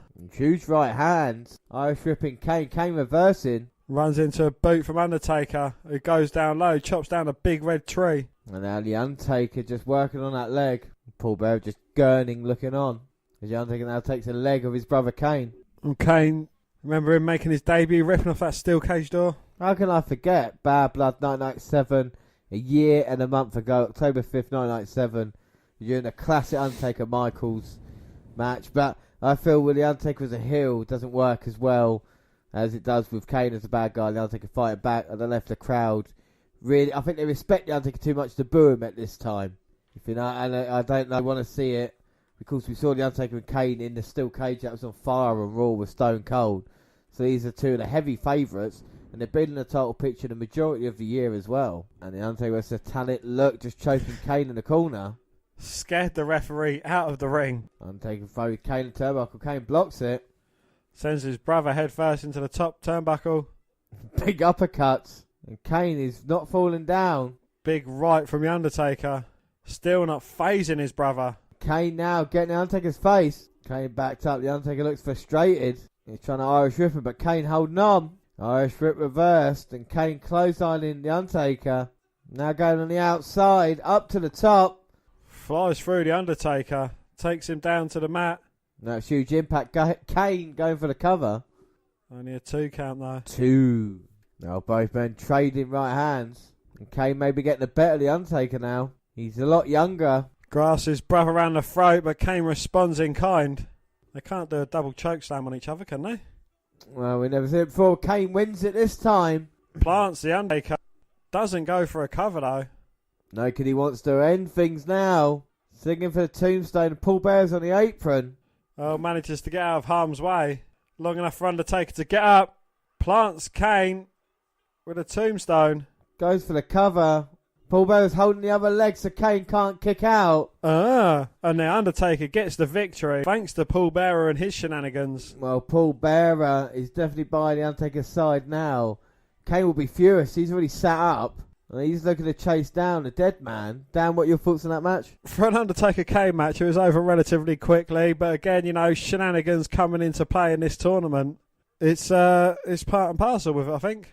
Yeah, I don't think it's over between the Undertaker, Kane and Bearer just yet. But the Undertaker is through to the semi-finals. They're going to face the winner of The Rock versus Shamrock. And you've obviously got Mankind and Snow to look forward to as well. And here we go. We're going to get that match right now. Mankind, who beat Dwayne Gill in the first round. Still nicely dressed, tuxedo and all. And he loves that hardcore title. Vince McMahon looks at him as a son. It's weird to see clean shaven Foley as well, isn't it? It's very weird. Even with the mask on. And here comes Al Snow. Of course, let's not forget we saw Head earlier. And what does Head have on her? Well, she has a bandana. And it is Mr. Socko. So, Mankind, we're looking maybe to get that back here in this match. Al Snow used Head to get past Jeff Jarrett in the first round. And they go starting early, and these are two friends. But Al Snow knows his biggest opportunity lies away. If he can get past Mankind, he'll meet Stone Cold in the semi-finals. Al Snow backs Mankind in the corner. Trying to choke him out, delivers a big knee shot. Irish whip. Mankind goes. Oh, Snow follows up with a clothesline. Mankind drop kicked out of the ring. Al Snow going to chase him down. Well, Mankind's got the chair. Snow cuts him off before he gets a chance to use it. Midsection, referee's not calling for the bell. And a super kick to the face, and maybe because he's a hardcore champion, you can go more extreme. Is this like a Ravens Rules type get up? Well, I guess so. Al Snow now off barricade. Oh, but Foley meets him with a big right hand. Flapjacks him onto the steel chair. Well, JR's telling us that Mankind is McMahon's chosen one. He's watching on intently. Mankind's not put a foot wrong yet. McMahon say wait until he sees Socko as well. He's going to go crazy. Well, I suppose even more crazy than he already is. Insecurity, but Al Snow knocking Mankind down. Al Snow looking to give Foley some head. Dodged it, and now Mankind back suplex. Oh, and he spots Mr. Socko wrapped round head. And Socko's back home. Oh no! Mankind's beating up head. Oh, and Snow uses that distraction, clotheslines Mankind down. The referee moves head delicately out of the way. Al Snow Irish whip reversed by Mankind. And Mankind was a big clothesline. Set out powerbomb from Snow though. 2. Oh. Mankind manages to get shoulder up at 2. 2. Al Snow looks like it means business in this one. Drops his head. Double arm DDT from Mankind. Mankind maybe could have pinned him, but now he wants to be reunited with Socko. And look at that nasty, dirty sock. A foul, stinking sock. Straight down the gullet of Al Snow. And Al Snow's in trouble. He's trying to stay in it, but now he's out. Mankind is through. Smile on his face. And Socko is reunited with Mankind. What a beautiful moment, Dan. What do you think? That is the best reunitation story in WWE history. I think it's been a great story told as well. You know, we saw the match earlier, and that led to this with Mankind getting Socko back. It might be his night, you know. He's come out beating Dwayne Gill, beating Al Snow, reunited with Sights. He is the hardcore champion, and he wants the WWF champion. And we see a replay of Mankind realising. And the important thing there is the fans cheering along, otherwise it would have been nothing. Do you know what I mean? They actually were happy. Look at Mankind beating up head. The first ever WWE hardcore champion. And he is through to face Stone Cold in the semi-finals, and the other one, The Undertaker, awaits the winner of our next match. And what a lineup it has been so far. Yeah. Well, if The Rock gets through, then it's going to be a banging semi. But The Rock has not beaten Ken Shamrock this year. You think about all the encounters that they have for the Intercontinental Championship. At the Royal Rumble, WrestleMania, it was shenanigans from The Rock managing to retain. And at King of the Ring, he lost as well. So it's going to be a big ask for the People's Champion. Maybe that's why McMahon put him on that road. And Shamrock, of course, the Intercontinental Champion. And he beat Goldust to get here. Well, The Rock is nearly at his full rockiness. All it needs is the proper Rock theme tune. Yeah, exactly. He's got that kind of gleam in his eye, hasn't he? I even like it when he comes in and he stops to the second rope, just looks at us and gives us the eyebrow. And I think it's brilliant, the story told earlier as well, beating Boss Man like this. And now having to face a guy he's not beating. You talk about nowadays like Ember Moon and Oscar and what happened at Evolution. Well, this is definitely for the Rock a stage where if he could beat Shamrock in a tournament, with Shamrock's probably the favourite in this one, then it shows maybe he can go all the way. And the Undertaker awaits them, so it's not going to be an easy route anyway. Well, we're going to see what happens in this matchup. It should be really interesting. And I think the match length has been right throughout the night so far. And they started off strong. Rock with clothesline taking down Shamrock. Battle of the Rocks in this one. Rock Irish whipping Shamrock. Trying to charge him in the corner, but Shamrock sidestepping and starts kicking away at the midsection of the Rock as he's in the corner. Well, Shamrock might just have his number. We just don't know yet as he goes for a snap suplex. Nice float over. Yeah. Goes for a cover, but only getting a 2 count. 2. I mean, Shamrock did a lot of things well, didn't he? He wasn't a bad wrestler. Yeah, he probably had never that many, classic encounters, but he was reliable, I think the right word. Never really hurt anybody, I can't think. Nah, I just think he was a bit too bland. Well, we're talking about personalities now, the Rock kind of shines through. Oh, and he just runs through Ken Shamrock. Huge clothesline. The Rock sending Shamrock into the announce table. Taking a mouthful of JR's drink and spin it in the face of Shamrock. Shamrock managing to reverse it, throwing the Rock shoulder first into them steel stairs. And then even the commentary good at this time, with JR and the King, because they're talking about, King saying, they were chanting Rocky sucks just a couple of months ago. Now he throws cut the Rock bottoms, people's elbows. The fans are chanting along. And they're booing Shamrock now, and they were loving him a couple of months back. And Shamrock slamming the Rock down outside on those mats. And Dan, how thin are those mats? Well, those mats are wafer thin. They're mere millimetres thick out there, and it's just pure concrete underneath them. And now he's stomping away on the hands of the Rock. Beautiful calf kick there by Shamrock. Taking the Rock down, and make sure he's not overconfident. Side Russian leg sweep. Simple but effective from Ken. Rock gets the shoulder up at 2. 2. And Shamrock with the knees to the midsection of the Rock. Runs the ropes again with a big kick to Rock. And the Rock now getting out of sleep and fighting back. The fans are behind him. Oh, but a back elbow from Shamrock slows him in his tracks. Bossman's making his way out here to the ring. Oh my God. Well, Bossman, didn't he have enough in those 5 seconds earlier with the Rock?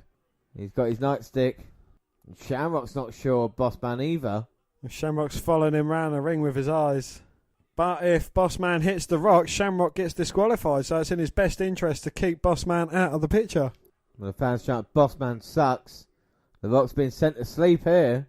The ref's going to check the arm. 2 drops. Drops the 3rd time, the Rock is out. I think he may be out now. No. Oh. I can't believe it. The Rock get back to his feet. Beautiful right hands. Oh my God. Hurricane Rana. That was lovely by Shamrock. Armbar now turns into the ankle lock. And the Rock is in a lot of trouble now. Well, Goldust had to tap earlier. The Rock's dreams may be over. The Rock's dreams may be shattered. And the fans desperately chanting for the Rock to get to that rope. And he gets there. It's a big roar from the fans. And Shamrock can't believe it. And he's going to work on that leg even more now. And Shamrock's definitely got the Rock on the ropes. Double clothesline, both men taken down. Well, the referee counted. We've got to remember, this is not as meticulously booked as maybe it would be nowadays. The matches that were there, they're basically calling it in the ring as they go. And Mick Foley's but Have a Nice Day. He was telling about how each match you just had to speak to the guy, and then we just had to do what we had to do and see if it actually worked or not. As the Rock turns round for a cover now. Oh, Shamrock just managing to kick out. Ah. And both men up to their feet. The Rock's got the advantage. Irish whip reversed by Shamrock. Looks for a clothesline. Rock ducks it. Plants him with a DDT. And now Bossman gets up the apron thanks to the Rock. Who delivers a low blow while the ref's back was turned. And now he's going to slam it down. That means only one thing. He's going to lay the people's elbow. And that's going to be it. Goes for the cover. One, two. Oh! Shamrock somehow managing to kick out. Ah. Well, that was the last second thing there. Rock running the ropes again. Catches Shamrock. Rock bottom. No, Shamrock shots to the midsection. Belly to belly. Oh, hits it on the Rock. Can Shamrock capitalise on it? This has been such an even match. And Bossman up in the 8th, and he wants a nightstick. He's going to throw it. Shamrock! The Rock catches it in midair. Throws it back. Goes for the cover. 2, 3. And the boss man's plan fucked up on him. Again. Bossman can't get anything right. He literally hands it to the Rock, but what an interception it was by the Rock there. That was very intelligent. The Rock celebrates. The thing about the replay as well is look at the Bossman's reactions. It's quite a really cool back and forth between the two. Bossman can't believe it. Rock through again. Bossman's his lucky charm. He is indeed, yes, but the Rock has got a date with Destiny, also known as The Undertaker. And it's going to be Mankind Austin the next one. Throws it, catches it, boom. Look at that catch there by the Rock. Throws it back, Bossman catches it. Well, that's an interception that could have gone terribly wrong. Yeah. I mean, if the Rock didn't catch that out of midair. It was well done, and again, another great story told. Shamrock can be upset that he got screwed out of it in a way. The Bossman getting involved, Rock gets victory. What are your thoughts on it? Yeah, again, you know, it's set up for a brilliant semi-final. I mean, Undertaker, Rock, Mankind, Stone Cold. The matches we've seen, yeah, I think they've gone down perfectly. Especially in keeping in terms of the storyline, it's just gone brilliantly. And hopefully it improves as we move on. And Paul Bearer saying the Rock is just a pebble. So up next, it's a women's title on the line. And it's Sable versus Jackie. Jackie? Yeah, Jackie. Jacqueline. And Sable got attacked earlier. Will she be 100%? Well, there's two things I like about Sable. What's that, Dan? Her talent and her mic work. Shane O'Mac's in charge of this match as well. Well, Shane is just a referee now, as we know. He is just a referee. And 2 months ago on Raw, well, Dan, you can tell me what happened. Well, 2 months ago on Raw, Sable was meant to beat Jacqueline. Mark Mero holding Sable's legs, allowing Jacqueline to get the pinfall. And be the women's champion and since be the then. women's champion, yeah. But Shane O'Mac's not just a referee, James. He's the best in the world. So Mark Mero's coming out and he's happy with his new girlfriend. That she is the women's champion. He's got one over on Sable. And Jackie's in great shape. And of course got a bit of Sable's hair. Jackie attacked her from behind earlier tonight. And got her hair as a reward. And Sable is pissed. Mark Mero trying to provide a distraction for Jacqueline to get in the ring. Well, Jackie does get in. Strike from behind. Jackie's very well endowed. She is indeed. I mean, go back 20 years. Like I say, this is the state of the women's division. But I think Jacqueline, very good wrestler. And Sable, hip lock takeover. Now Irish whip. The fans are behind Sable in this one. Jackie ducking the clothesline, but not able to duck Sable's big boot. A big what? Boot. Oh, boot. And now picks up on the shoulders. Maybe looking for the TKO. Bang, hits it. Goes for the cover. It's over. Oh. No, Mark Mero pulling Sable out the ring. It's not the first time he's done that. Not pulled out Sable's ring. And now both arguing. Sable hits a field goal with that. Now she's got Mero. Oh! Power bombs him on the outside. Sable bombs him on the outside. She needs to turn her attention back to Jacqueline though. She get out of my life and Jackie attacks from behind. Jackie throws Sable in. Now look at Jacqueline talking smack. Shane doing a good job just counting. Jacqueline's been on top for most of this match. Kicks right to the midsection. Mark Mero's up already. But he is holding his back. And now Jackie might be looking to finish Sable. No, backdrop from Sable. Getting some separation between the two. And now Jacqueline going up. Dan, she likes to use the Tornado DDT as a finisher. Oh, was Sable throwing her. She counted it. Sable bomb. Goes for the cover. 2, 3. 3 gets it. We got a new women's champion, much to Mark Mero's chagrin. And Jackie getting pulled out of there by Mark Mero. Sable has reached the top of the mountain. What a moment in women's wrestling. Sable is your champion. Dan, what are your thoughts on that match? It was short enough not to cause any harm, really. You know, you see the outside interference, the constant outside interference of Mark Mero. Finally came unstuck from it, got kicked to the nuts. He got a sable bomb on the outside, and you know it's definitely what the fans wanted. It is, and Sable is well loved by the crowd as well. You know, might not be pretty, but it's effective. She is the women's champion. She walks out here, but now we get serious because now it's time for the semi-finals of the WWF Championship Tournament, the Deadly Game. Is it possible that the Deadly Game gets even deadlier? Well, with Mankind and Stone Cold, it's going to get very deadly. Deadly Game! But Mankind, of course, got through by beating Dwayne Gill first round out, and then Al Snow in the quarterfinals. And of course, Austin beat Bossman and then got a bye. Bye. Thanks to X-Pac and the real man's man, Steven Regal. He's a man. Get the count out. But here comes Austin. Sent after the nightstick attack by Bossman. We'll find out in a minute. Where is he? There he is. He's taking his time. He's been battered and a little bit bruised, but he's ready for action. Will Bossman make his fourth appearance tonight? So Bossman, if he's getting paid per appearance, he's raking it in here tonight. And this should be an interesting matchup. McMahon's kind of chosen one versus Austin. Of course, Mankind's got his suit still on, but I don't know for how long has Austin stopped in a mud hole, walking it dry. Austin's had great success with Mick Foley on pay-per-view this year. Well, he's taken his suit jacket off. And now he's taking his shoes off. Oh my God. Hit Mankind in the head with one of his shoes. And now putting him on that second row. Here comes Austin. Oh, we can hear across the back. We can hear booing, and they're not booing Austin. They're booing the man who's coming out, Vince McMahon. With Sergeant S laughter. Briscoe and Patterson. Well, Stu has Mankind set into the top turnbuckle, and they were watching backstage, but now I guess they want a closer view. And why not? It's Vince McMahon's company. He's guaranteed a new champion. It is going to be one of these four men. And Mankind now with the right hands.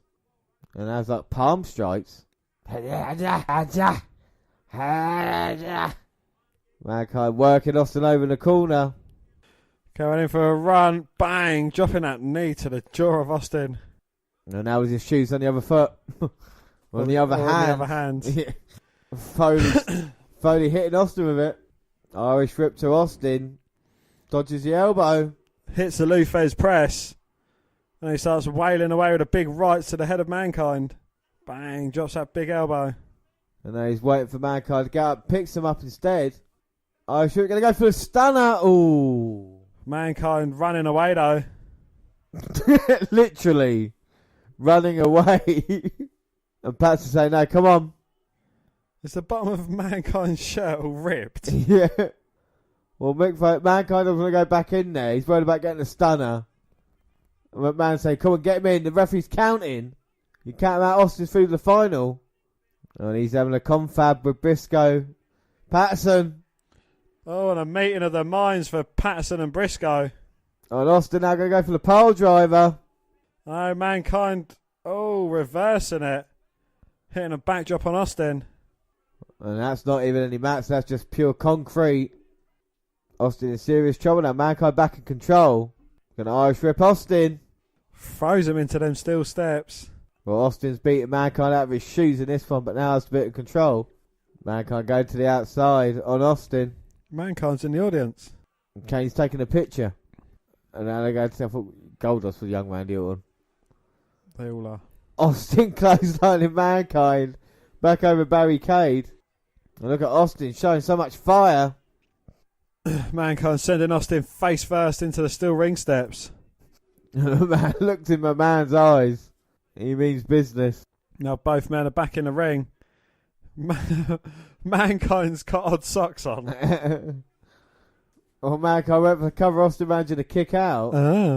I suppose Mankind's been using one of each pair of socks for Mr. Socko. So he's only left with odd pairs. And we all know how frugal Mick Foley is. Without a doubt, and imagine if he was able to win the title here tonight, he might be able to afford a new pair of socks.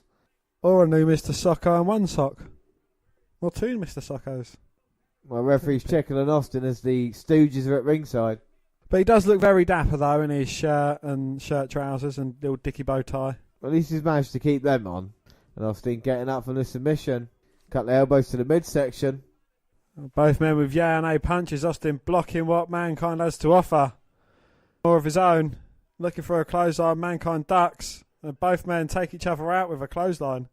There's a lot more double clotheslines back in 98 than there are nowadays. Well, both men are down. And McMahon's desperate for Mankind to go through. Well, if we got double count out, then it would mean the winner of The Rock and The Undertaker would be champion. Both men back on the feet, and Austin now with the right hands. Sending Mankind in the corner, Irish whip reversed. Austin comes out though. Huge right hand. And now in the corner now, stomping the mud hole, walking it dry.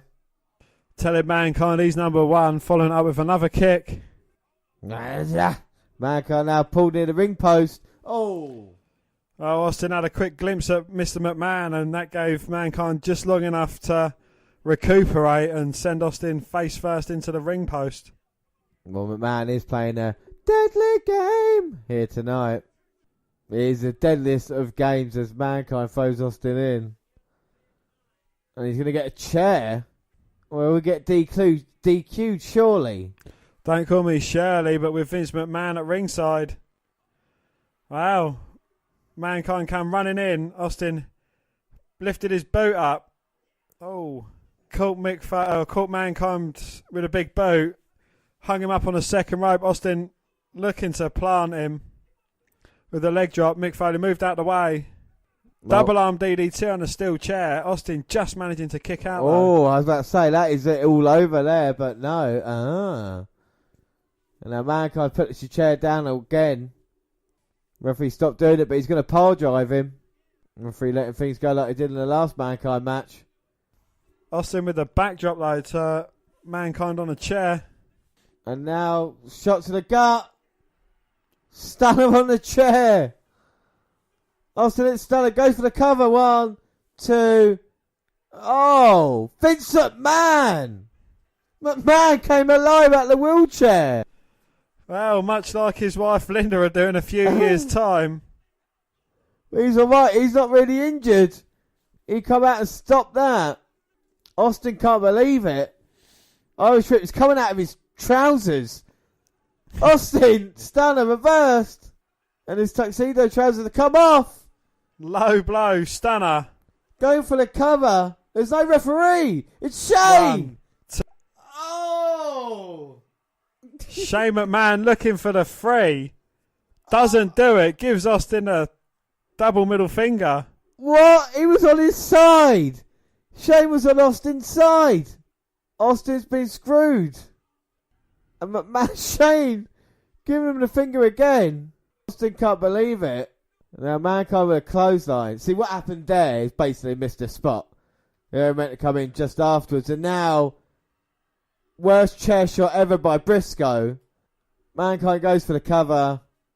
2, 3. Austin gets pinned with the worst. But up until that point, when Shane 1, 2 stopped, that was really cool, wasn't it? Yeah, that was great. And then, obviously, the Stooges, absolutely fucking awful. Yeah. But Austin is eliminated. Bossman's out again. McMahon skipping away. The man he didn't want through to the final, Stone Cold, has not been. And McMahon didn't screw Stone Cold down. Stone Cold screws Stone Cold. Man, so happy here. McMahon kind of through to the final. I think that's the news story we're talking about. But look at Shane and Vince, their family reunited. And Austin can't believe it. He's going to go in the back, look for the McMahon. So they're hightailing it out of here. And there's Sergeant S. laughter. The rest of the Stooges getting a limousine. And Austin now Hijacking going in pursuit. Well, he wants a hold of Mr. McMahon. And Austin has not only left the tournament, but left the arena in chase. Yeah, but not a bad match between the two. Just a shame we had the ending that it was. But McMahon has done it. He's knocked Austin out, and now Mankind's through, and he's going to face the winner of our next match, which is Undertaker. Rock. Unfortunately, these two can't have a good match either, so... And Shane McMahon sucked everybody in. That was the master plan. Shane McMahon proved that he is indeed a McMahon. Why would Shane even hire Austin back just to screw him over? Rather screw him in the WWF than him to go to WCW and really affect the McMahons. He's still got, power over him. Another thing I liked during the match was Austin stuttering Mankind out of his suit. Do you know what I mean? Mankind started off with a tuxedo. And he ended up looking back like fucking Mankind. Also, Mankind is in the final of the Deadly Game tournament. But who will face him in the final of the Deadly Game? Will it be Undertaker or The Rock? Will the big boss man get involved? No, because he's fucked off with Vince. So The Rock is out here now, and it's the semi-final. All marbles on the line. This faces the Mankind for a chance to be WWF Champion. Dan, how did The Rock get here? Well, he was supposed to face Triple H. Triple H didn't show, so he faced Big Boss Man in what was probably most longest, brutalist encounter, all of 5-6 seconds. And then he faced Ken Shamrock, who he got an assist from the Big Boss Man unintentionally, who went to throw the nightstick too. The Rock caught it, hit Shamrock, got the victory, and now he's here facing a dead man. Yeah, and The Rock's been quite fresh. Shamrock was a bit of exertion, but he's been alright. The Undertaker's been through a war with Kane. The Rock started off quite quickly in this one, but The Rock now has been knocked down by The Undertaker. Big clothesline. The Undertaker has come flying out the gates here. And he's set him across the apron, thundered down with a big elbow. The Undertaker seems a bit rejuvenated with Pera by his side. Will he become WWF Champion again? First time since WrestleMania 13. So Rock was to it, it'd be first time ever, and of course Mankind be first time ever WWF Champion as well. Rock with a big right hand to The Undertaker. Trying to fight back. Sends him into the apron. And now Irish whip towards barricade. Undertaker hits it, but comes bouncing out, just takes The Rock down. The Undertaker means business, and he kicks down on The Rock. Getting rocked by big right hands by The Undertaker. Are you backing in this one, Dan? What do you think, The Undertaker or The Rock? I'm going to go for... I smell The Rock is cooking. I got back The Undertaker in this one. He seems a little bit fresher to me at the moment, and he's been to the top of the mountain now, as opposed to The Rock not being there. The Undertaker knows what to do. With Paul Bearer by his side, I can't go against him at this moment. But you are forgetting an angry Kane. And you're also forgetting that Vince McMahon isn't here to stop The Rock from getting the victory. Well, he's not really helped himself with Bossman's interference in the past couple. As The Undertaker sits up now, and The Rock's getting a bit into this match. But we'll see if The Rock can get a job done. A victory over The Undertaker, will prove that The Rock does belong. And of course, he was meant to be number one contender. He won that at Judgment Day. There was no WWF Champion. This is opportunity now. Can he beat The Undertaker? That is the question. But what is the answer? Oh, now The Rock is tied up in the ring ropes. It's not where you want to be when The Undertaker's on offense. And The Undertaker just raining down right hands. I mean, this is the 12th match of the night. And Hebner's getting out of the ring now with The Undertaker. Comes towards The Rock. Oh, but The Rock sends Undertaker to the outside. And The Rock sends The Undertaker into the announce table now. It's the second time The Rock has got someone's drink involved in the match. He hits The Undertaker on the head with it. Sends him over barricade. And now the referee's going to go follow him.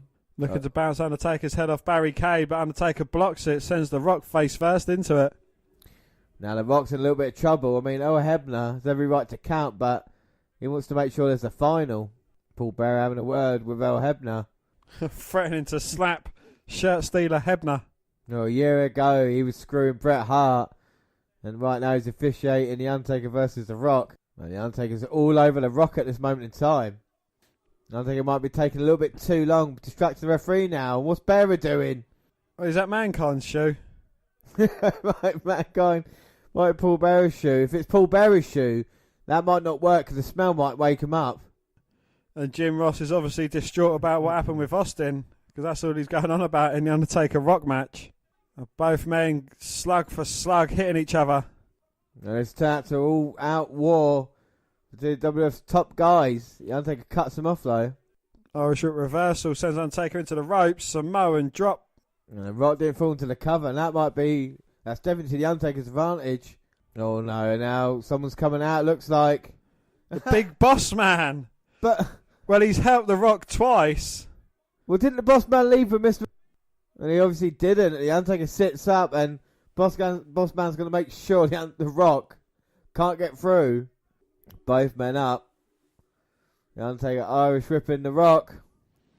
Oh, he plants the Undertaker with a DDT. And The Rock sits up, mocking Taker. Calls Paul Bearer a big fat son of a bitch. Oh. And a big right hand to the lower section of the Undertaker. And Paul Bearer was distracting the ref, and now The Rock waiting for the Undertaker to get up. Scoop slam from The Rock. Looking for the people's elbow. And The Rock's going to hit it yet again. Oh. And a distraction from Boss Man allows the Undertaker to sit up. Turns The Rock. And it gives the Undertaker a chance. Now he hits an elbow. The Undertaker just hit the Boss Man who was up on the apron. Rock clotheslines Undertaker down. Well, it seems like the Undertaker wants to win this as clean as possible. Obviously, forgetting that Paul Bearer's helped him out with a cheap shot before. And now it's going to be choke slam time. Oh my God. Here comes Kane. He grabs The Rock. Oh. Choke slams him. Disqualification. The Undertaker's been disqualified. Well, The Rock is through. Are the Brothers Destruction reunited? That pissed off the Undertaker, who's just decked shirt stealer Hebner. Oh no. No, Kane and Undertaker are fighting now. Thanks, JR. They are definitely not back together. They are fighting. The Rock has been chokeslammed through to the finals. And now these two big men are fighting. So The Rock, by hook or by crook, has managed to get through to the final. Thanks to, in part, by the Big Boss Man and Kane. So he is through. We have got our finals of the Deadly Game. And it is going to be The Rock versus Mankind. One of these guys will be crowned WWF Champion for the very first time. The Undertaker and Kane are still fighting here. Well, it is going to be The Rock and Sock Connection meeting in the final of the Deadly Game tournament. And the thing is, as well, as Mankind says, he's got one more rock to climb. If you can smell what the Sock is cooking. And now we're going to get tag team titles on the line. It's the New Age Outlaws coming out here. There's a massive banner in the crowd. Well, it's just putting out all of the Road Dogs saying. Which is what? The boys and girls, children of all ages, D-Generation X proudly bring to you its tag team champions of the world, the Road Dogg Jesse James, the badass Billy Gunn, the New Age Outlaws. And if you're not down with that, I got 2 words for you. So like I say, tag team titles are on the line, and in this triple threat match, you got Billy Gunn, you got Billy Gunn in there with Mosh. And Mosh there springing over the top of the clothesline.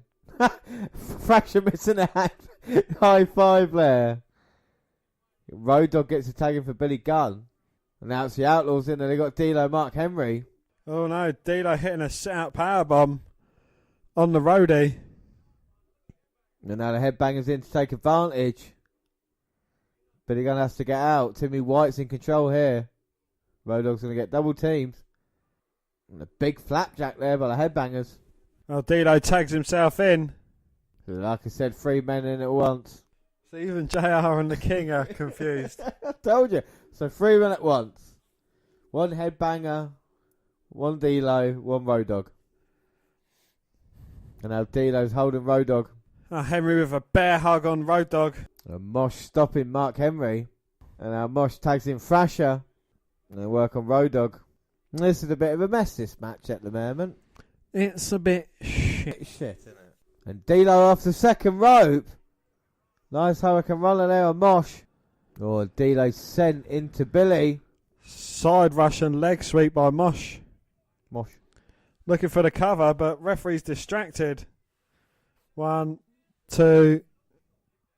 D'Lo managing to kick out. Oh. And D'Lo and Mosh are on Road Dogg now.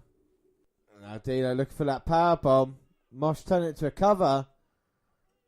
Oh, D'Lo managing to kick out. Now D'Lo with a clothesline. He's turning it up a little bit. He tags in Mark Henry. Mark Henry with a big leg drop on Roddy. And Thrasher stopping that, maybe intelligently. Tags in Mosh. Mosh and Thrasher double teaming there. Showing Billy Gunn what's under their skirt, enticing him into the ring to distract the referee. And now D'Lo's trying to make a deal so they work together. And Billy so fired up. Timmy White's got to control this. And D'Lo saying to Mosh, come on, let's team up. This is the patented headbangers move. Oh, and he kicks D'Lo straight between the legs, saying you ain't one of the headbangers, you can't do our moves. But D'Lo just managing to kick out. Oh. And again enticing Billy Gunn into the ring. Billy is getting more and more annoyed. And now the headbangers working over Road Dogg. Road Dogg dodging D'Lo. And D'Lo and Mosh bang into each other now, maybe gives chance to tag in Billy. The fans want it. I want it. And Mr. Ass is in the ring. He's clearing house, hitting anything that moves. He's on fire, baby. He's taking out all four men. Gets reversed by D'Lo. Dodges the clothesline low. Oh. Doesn't dodge the sky high. Referee slowly counting. Thrasher gets... Well, that would have been a free count, no doubt about it. And now Mark Henry and Road Dogg on the outside. Billy dodging Mosh there. Famous, sir. Goes for the cover. D'Lo. Mark Well, Henry. strongest slam. Mark Henry goes for the cover, though. 1, 2. No, Mosh gets the shoulder up at 2. 2. And now Thrasher comes in working on Mark Henry. Billy's got Mosh. Pile driver. 2, 3. Thankfully, it's over. Dan, what are your thoughts? That was terrible. That was awful, wasn't it? I know it's filler, but still, bit of a clusterfuck. Was indeed, yes. But at least the Outlaws are over and still your tag team champions. Indeed, yes. The only match in this tournament to not say and no. I think it was a very unique matchup, to say the least. Yes, unique. Unique's one way to say it, I suppose. Shit is another. Showing his ass. Mark Tardis, Survivor Series 1998. Billy Gunn showing his ass. Whilst wearing a thong. My God, so Mankind lost and they're shown again. Shane McMahon. You see the people cheering when Shane's going for the count as well. And why wouldn't he? He made a pinfall for Austin, for The Rock, didn't he, on Raw? He was seen him wrestling early on in the night as well. Yes, that's laughter with McMahon. And Austin went a chasing, didn't he?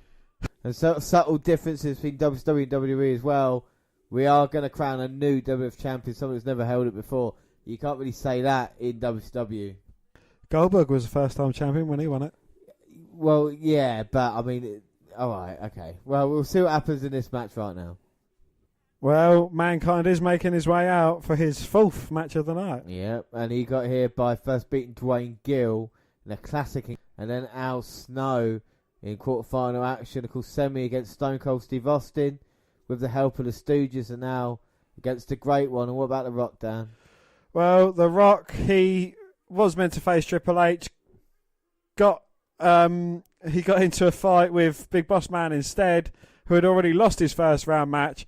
That was even quicker than the Mankind Dwayne Gill match. That was about 5 seconds. And then he faced off against Shamrock, in which the Boss Man helped him win that one. And then he went against The Rock, which the Kane helped him win that one. So will he be able to beat Mankind on his own? Well, this is the question. The thing I love about this pay-per-view is the way it's all put together as well. We're going to talk about it after this match. But even now watching it, I feel kind of content in a way. Where's the Hardcore Championship?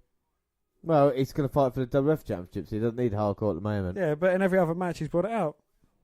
Do you smell what The Rock is cooking? And here comes The Rock, ready for the biggest match of his life. And for Mankind as well, people say he couldn't reach the top of the mountain. Will Baby Boy do it again? Well, Rock shoots an eyebrow, and what's this backstage? McMahon's backstage saying the boss man be careful of Stone Cold. And they're going to personally handle the last match, Shane and Vince. Austin's been hoodwinked. And Shane says, you see Austin give one of Lee's middle finger. Well, Boss Man's been featured more than any other superstar on this pay-per-view. He has indeed. And how does he get paid for it? He gets hung in the middle of the ring. Hard time! Rest in peace, Big Boss Man. So now it's the People's Champion versus McMahon's Champion in this match. And I've got back Mankind in this one. I don't see any way The Rock can beat McMahon. I'm going for The Rock. I think Big Boss Man's going to come out here and help him win another one. Boss Man just went home. Boss Man, surely. Don't call me Shirley, or did he go home? Because we thought Vince McMahon left in the limousine, but he didn't. Well, you're right. You are right about that. We're going to start things off here. Collar elbow tie up. At this point, Mankind saying, alright, let's try again. A big right hand by The Rock. He wants to put Mankind in his place. Oh, both men have been through the ringer tonight already. The King there having a little shot at the WCW, saying you're going to be able to see all of this pay-per-view, seeing as Halloween Havoc got cut off last time round. Oh, I know. They say they never took digs, and yet they did. well, Vince McMahon saying WCW. Yeah, I know, yeah. And The Rock now laying a smackdown on Mankind. Pinning him in the corner with his foot, using all the referees' 5 count. The Rock now just beating him down in the corner. Now both men going to the outside. Just brawling around. This is Mankind's territory at the moment. Terry. Sends him into the stairs. And both of these men have been through walls here tonight. I mean, credit to Mankind beating Stone Cold Steve Austin. The Rock beating The Undertaker. They definitely deserve to be here. Oh, most definitely, yeah. Both have beaten former champions. Why don't WWF do something like this nowadays? Do you know what I mean? It doesn't make any sense, does it? Well, I'd rather do it over about 10 fucking weeks. And Shane McMahon wins it. Yeah. And now Mankind just going to get rest hold now. Going to work through what they do. Why don't WWF do it? Well, they just did a tournament at Saudi Arabia, Crown Jewel. Fucking hell. And we watched the Mae Young Classic. I do like my tournaments, don't I, to be fair? You just don't win them. I just don't win them. I'm going for Mankind this one. I'll go for The Rock. I smell what The Rock is cooking. Oh, no. Who's making their way out to ringside? Oh, my God. Look, he's cured. And look at these two. They're smirking. No, James, they haven't got cigarettes in their gobs. They got smiles on their face. They've already taken out one competitor they didn't want in the tournament. The other one has made it through to the final, being The Rock. This is a damn shame. The Rock might be screwed, the People's Champion here. And McMahon's looking on as The Rock now fighting out. Back suplex from The Rock. Trying to get his way back into this match. Well, Mankind's still got his bow tie. And The Rock has just punched Mankind out of the ring. And he managed to put some boots on as well. Now goes to the outside. And what's Mankind going to try here? Suplex. Now The Rock's blocking it. Blocks it again. And The Rock. Oh! Delivers one of his own. Right until he's wafer thin mats. And Dan, you've told us already, but how thin are those mats? They're just mere millimetres thin over pure concrete. Wafer thin. Wafer. And look at my man looking at The Rock.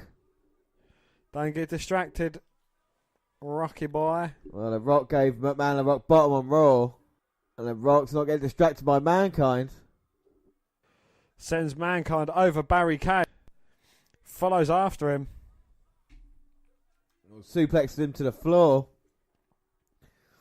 And now into the crowd. Rock gets hold of the trash can eventually. Yes, it came apart in his hands. He dropped it on his own head.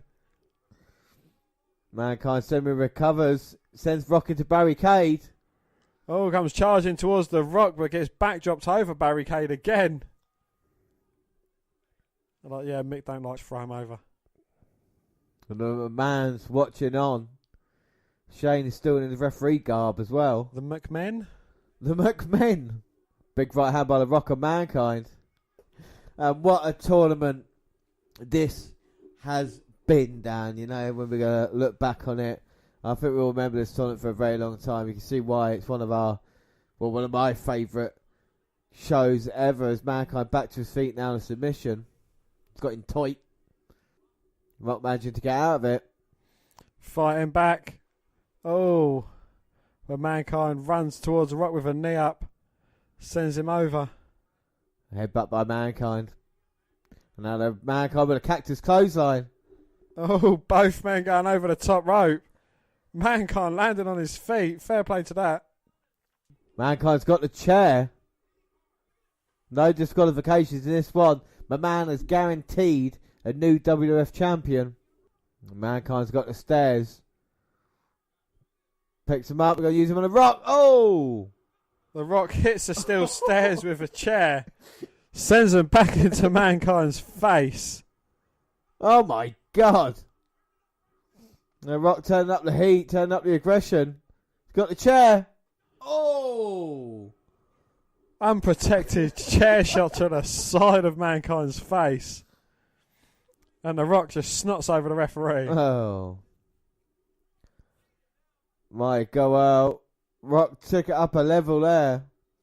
Sends Mankind back in. His brains are scrambled. Goes for the cover. Oh! Mankind just managing to kick out. And now Rock, big right hands in the corner. He will not be back down. Who will leave a WWF Champion? Oh, a low blow for Mankind though. Oh, referee saw it, but he's not going to disqualify him after that chair shot. Well, straight in the Rock's boulders. Now Mankind taking advantage of it. And the Rock hanging out the ring at the moment. What's that, my love? Mankind laying him down. And those mats now going up. Oh! Drops the elbow off the edge of the ring apron straight onto the Rock. McMahon watching on. Not happy with the punishment his man's taking. And he's got the top of the announce table. Straight onto the Rock's head. And the commentators are there telling him to move. All he's on that. Jerry Lawler's holding the Rock down, isn't he? Oh my God! And Mankind leg drops the Rock.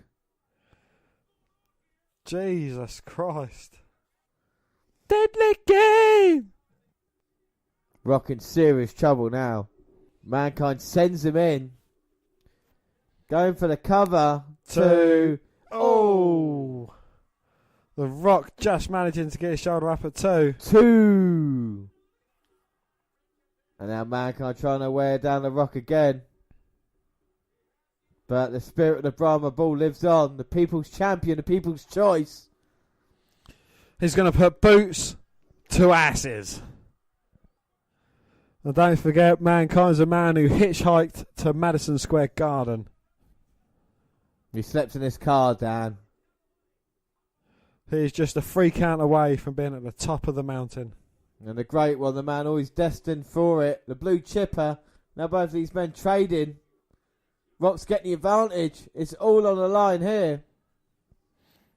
Oh, but Mankind dumping the Rock over the top rope to the outside. And the Rock just splats to the outside. If this would have been a Falls Count Anywhere match, I reckon it would have been over by now. And now Mankind with the Irish whip. And the Rock turns it into a DDT. Sickening DDT right on impact. I mean, how much more can these two men take, Dan? Will you ever see anything like this ever again? I don't think we will. We can see the WWF Championship there. It's what these two men are fighting over. It's all for the title. It's all for the gold. Stevie G. Stevie G. He's a shit manager. He is. And the Rock now fighting back. Big right hands. Irish whip reversed by Mankind. The Rock Foot to the head and again getting thrown over the top rope. And Mankind's going to keep following him. He's going up to the second rope now. Rock's on the Spanish announce table. Here comes Mankind. Oh! The Rock moving out the way. Mankind going through the Spanish announce table. Shane's like, fuck, would I ever do anything like that? No. Well, Mankind has got a screw loose. Mankind goes up to Rock behind the stage. He's like, is there a bump where I go for the announce table? Rock's like, yeah, by all means. Well, the monitor's there as well, the paperwork. Did it take out either Hugo Or yeah, Carlos. yeah, oh, I don't know. And the Rock is so aggressive now. And the Rock wants to end this now with Mankind. Slams him down, looking for the People's Elbow to become the People's WWF Champion. Here he comes, the Rock. Gonna hit it. Boom. Goes for the cover. 1, 2. Oh. Mankind just managing to kick out. Oh. And Mankind showing his toughness. His testicular fortitude. Dodges the Rock's clothesline. Double arm DDT. Bang, plants the Rock. Can he capitalise? Well, you know how he ends things. It's Mr. Socko. The Rocco's going to meet the Socko. Oh, he's got it in. And the Rock is fading fast. Mankind just moments away. And he knows it. His dad's watching at ringside. What a moment it's going to be for Mick Foley. Get a little belt made for Mr. Socko. Checking the arm. 1, 2. And the third one. Oh. The No. Rock is still in this. And how is the Rock still in this one? Mr. Socko's in. Mr. Socko's out. Rock bottom time. Boom. Bang. The Rock can't recover the pin. Mankind. What a war this has been. Rolls over. Got the arm across. 1, 2. Oh. Mankind just managing to kick out. Oh. And now the Rock looking at McMahon. Raises the People's eyebrow. I think McMahon responds, and now sharpshooter. Earl Hebner's checking, and the bell rings, and the Rock is the new champion. What? With Shane raising the Rock's arm. A year on from the Montreal Screwjob, we've got the Foley Screwjob. Well, wait a minute. The Rock and McMahon have been enemies these past few weeks. We've seen it. You got the Rock arrested. The People's Champion has sold out. He's the corporate People's Champion. He's a corporate champion. Just as Rock started getting cheers, they're going to make sure he gets booed again. McMahon is so happy. Well, he's saying the people screwed the people. The Rock is the champion. Oh, McMahon. Pathetic and gullible's man. Well, McMahon says Austin was screwed in this very weird ring. The Rock hates Austin as much as McMahon. And they're stroking themselves on the back here. Now, this is unbelievable. This is the ultimate turn. The Rock is a corporate champ. Mankind's still in the ring after Rock gives you spiel. Vince saying, Mick, you don't get it. Well, get this. And the Rock hits Mankind with a belt. What a horrible way to end this. Poor Mankind. And the crowd actually booing the Rock now. And cheering Mankind. So the Rock was in cahoots with the McMahons all along. It's unbelievable. What a master stroke by McMahon. The corporate champion is crowned, The Rock. And it's unbelievable here tonight. Vince McMahon couldn't get a belt round Rock's waist, so he just puts over his shoulder. And that's why The Rock always has the belt round his shoulder. This is unbelievable stuff here. Dan, what are your thoughts on that main event? It is just great, you know, the way. Who would have ever expected it? You know, at this time, 20 years ago. Oh. Wait a minute. Hang on. Austin has made it back. There's one person that's definitely not happy about The Rock being champion. And look at The Rock's eyes. And we've seen him have matches before. But this is where the Rock and Austin feud over the WWF Championship well and truly begins. Yeah, and the thing is now, what we're seeing with The Rock and Austin going at it, the payoff wouldn't be to WrestleMania either. So it's such a great story told. The Rock sending Austin into the turnbuckle. Austin fighting out. Oh, and The Rock telling him, "You're number one." Bang! Stunner!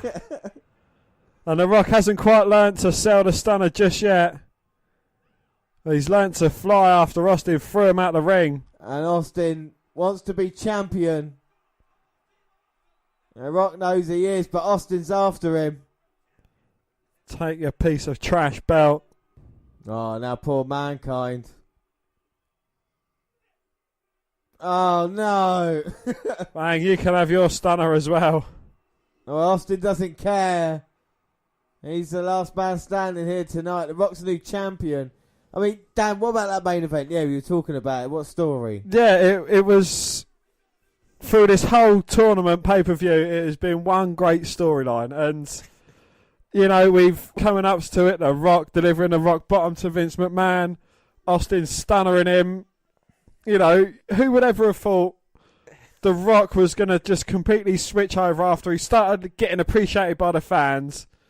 They're like, look, Rock, you're a great face, but we need you to be an even better heel. And yeah, and the thing is about it now, look, I don't think Austin's finished with The Rock yet.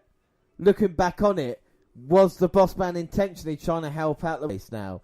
Did he get pinned quickly after 5 seconds because the Vince McMahon had that plan? Did he throw the Rock the nightstick, you know, to get him through? Is Kane a part of the plan that McMahon sent him out as well? McMahon pulling the strings of everybody, manipulating Mankind, screwing Austin out, making him think he left the building, having Shane be a referee, so when he actually came out, you bought the fact that he was going to count the fall, and you were shocked when he didn't as well. The kind of feeling sorry for Mankind, wanting Austin to get done, and the most hated man was probably one of the most beloved guys going into the tournament in The Rock. You know, it's a fantastic. And it's also, even though he didn't win the championship, they've given the fans what they want because Austin came out at the end. He's dropped everyone in the ring. And, you know, he's got the credit and respect he deserves. Yeah, it is one of my favourite pay-per-views of all time, just because of like the storyline. Like I said, with Vince McMahon, with Socko, even with Socko and Mankind, finding Socko out, getting through the character, with Austin being screwed, The Rock and the kind of turn of him. Even a Taker and Kane, with Kane coming out and cost him a little bit more there. I think it was bang on mark, you know. I think you can't really count the matches out of like 5, if you know what I mean. Most of mine are kind of 2 to 3.5 out of 5. I think the match of the night is the main event, though. Oh yeah, I'd give it that. Yeah, and also, you know, because it told the story there.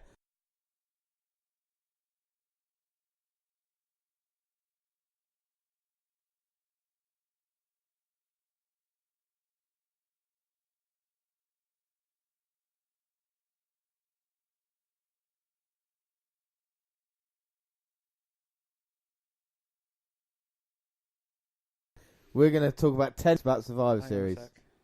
So the first one, it's the only Survivor Series with no team elimination matches. What? I know, but it had an elimination tournament, so surely that counts for something. Well, don't call me Shirley, but yes. The 2002 Survivor Series may not have had any traditional Survivor Series matches, but it did have a 3-on-3 table elimination bout, so that leaves 1998 as the only Survivor Series without a battle of team attrition. By this time, WWE was anything but compelled to follow old traditions, so exercising the 4-on-4 and 5-on-5 fights for survival wasn't wholly unexpected. Besides, the drama of a one-night tournament to crown a new champion blew away the concept of mid-carders being shoehorned together in one-shot quartets. Elimination match will return the following year and have been part of every Survivor Series since. The next show had a flavour all of its own, all to a very different type of intrigue. Well, more than 12,000 seats were sold roughly a month before the show. When WWE's fortunes drastically turned around in 98, it seemed the company could do no wrong. Steve Austin was the hottest property in the business, perhaps in all of media. And fans, hardcore and casual, could not get enough of the WWE product. Attendances saw a huge boost throughout the year, and Survivor Series no exception. The event wound up officially bringing in 19,322 fans to St. Louis's Kiel Center. By 21st of October of that year, 25 days before the pay-per-view, 12,644 seats had already been sold. That netted WWE about $351,000 in advance money. Ultimately, the event ended up bringing in $170,845 in ticket sales and nearly $150,000 for merchandise. These days, stories of pay-per-views having good seats still available. The weekend of the show run more rampant. Back in the Attitude Era, sellouts were much more than norm. Well, the common fuck me in the face. The event's theme song would be recycled for later use. The common music flavours associated with wrestling in 1998 were rap, rock, new metal and gangster rap. You know, pretty much anything with an aggressive beat that could sync up with wrestling's relative lawlessness. Interestingly, Survivor Series theme was a bit off that beaten path. The in-house production titled Deadly Game as an achy melancholic tune underscored by a forceful boldness. It gave us a distinctly retro vibe, a sullen ballad complete with a soulful backup singers, an electric soundtrack to the Stone Cold Undertaker era of destruction for sure. Even weirder, the song found renewed life in 2006. Canadian rock band Theory of Man covered the song for the No Way Out pay-per-view headlined by Kurt Angle and The Undertaker. That'll be like System of a Down covering Bill Weber's Ain't No Sunshine, which actually sounds pretty awesome. Well, it marked Dwayne Gill's first pay-per-view match. Fans across the marquee side of the interwebs of 1998 were certain that Mankind's round one mystery opponent was none other than a returning Shawn Michaels. Gotta love fan naivety. Yeah. Without that sort of umph, professional wrestling is far less magical. Anyway, Foley was given a gag opponent in Dwayne Gill, a jobbing fixture for the first half of the 90s, between Vince McMahon's elaborately deadpan introduction for Gill and a Titantron video which showed Gill taking a bunch of other wrestlers' finishers. The entire spectacle was a fine bit of understated comedy. The 30-second squash was Gill's first ever pay-per-view match, which led to another interesting fact told. The future Gillberg got a pay-per-view match before Brooklyn Brawler ever did. The Brawler ultimately earned his WrestleMania 17, where Steve Lombardi took part in the gimmick battle royal as the masked Kim Shi. Steven Regal was sent home days after the pay-per-view. Not quite William yet, Regal was his man, Steven Regal, a cartoonish role which saw the suave and debonair son of Blackpool donning sleeveless flannel and a yellow hard hat. Regal went to a double count with X-Pac in the opening round and soon after faded from the WWE scene. After 3 or 4 days after the Survivor Series, Regal was removed from WWE tourney pay and sent home after he was found to be in no condition to perform, as the Wrestling Observer would note. Regal has been struggling with addiction to pain medication and subsequently checked himself into rehab in January 1999. He was released from WWE several months later and briefly returned to WCW. He ended up back in WWE Gracies in the spring of 2000 when a cleaner Regal earned high praise for his match with Chris Benoit at the annual Brian Pillman Memorial Show. The performance went a long way to earning Regal a full-time job once more. He's a man. The tournament final between The Rock and Mankind was very well received, in spite of the groan-worthy rehash for the Montreal Screwjob ending. The match was a wild brawl fit for the time frame, pitting a still improving Rock and a wizened veteran Foley in an intriguing battle. One man was about to win their very first world title. According to Foley, the match could have been very well a disaster. He was exhausted from his previous matches, particularly a barn burner of Austin, and The Rock only worked a few tournament bouts himself. Foley would later write that after hearing The Rock locked up, Mick himself couldn't think of what to do next. They had to resort to an early rest hold as an excuse to covertly map out ideas and then go from there. Well, WWE felt comfortable in not putting the belt back on Austin. It was a bit of an open secret that The Rock was winning the championship at Survivor Series. His star was flourishing like never before, and it seemed a little too soon to have Austin begin his third reign, especially in the same calendar year as his first and second. There could have been a temptation to keep Austin as champion due to him being established as a proven draw. However, Dave Meltzer noted that WWE was growing more confident and they didn't need the belt on Austin to keep the numbers up. After Austin lost the belt on the 27th of September, attendance and ratings remained consistently high. So the internal belief was that they could put the belt on somebody else, somebody creditable anyway, and business would not be affected. Today, the very idea that putting the belt on The Rock could qualify as a calculated risk is patently absurd, but that's hindsight for you. Well, the New Age Outlaws were acting a little funny after the pay-per-view. Back in the early Attitude Era, following major pay-per-views, WWE would have a combination wrap-up show merchandise sale on the Home Shopping Network. Fans, supercharged by the night's action, could tune in, hear comments from the wrestlers, and possibly be convinced to order a T-shirt or two. Definitely an interesting concept. During the course of the special, Michael Hayes interviewed Road Dogg and Billy Gunn, and it's pretty clear that the duo were on a different planet.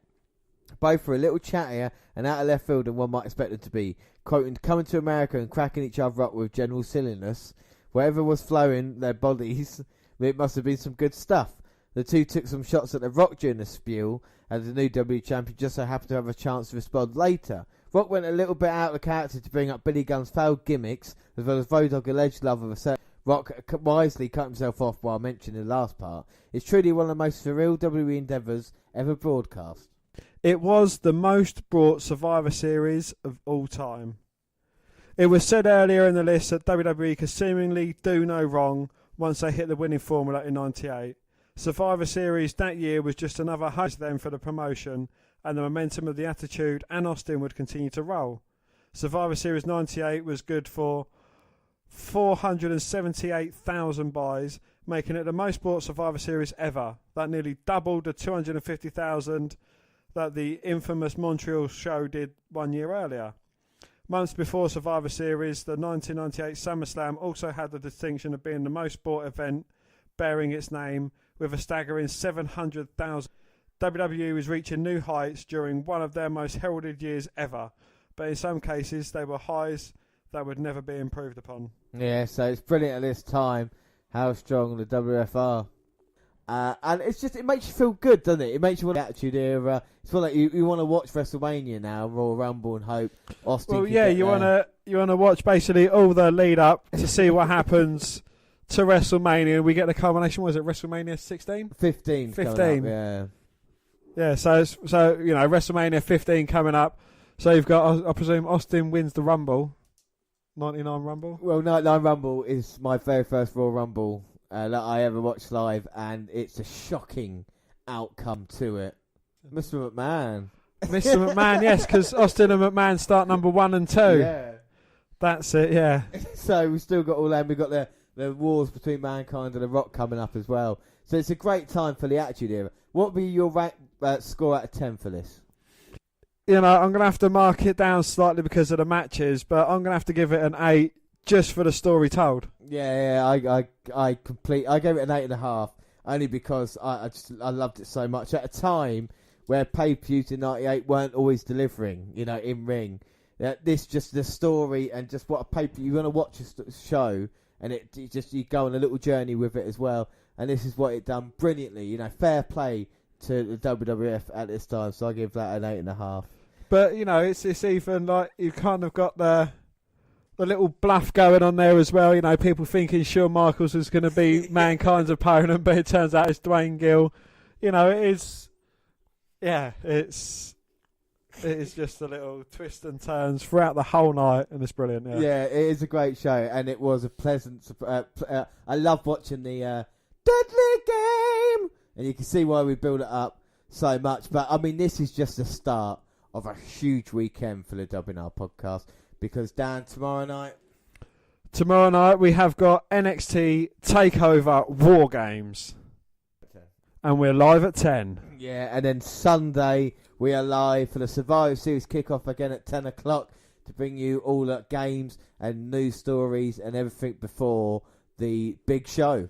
Well, it's the big show.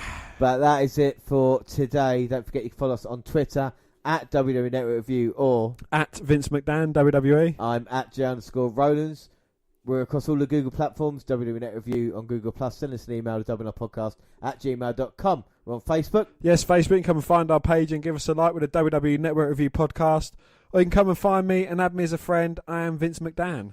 Subscribe to our YouTube channel, WWE Network Review Podcast. We've got clips on there. Podcasts go on YouTube same time we do other places like SoundCloud. On your phone. We're also on Spreaker Radio. We've got our live shows coming November 17th, November 18th, tomorrow and Sunday basically.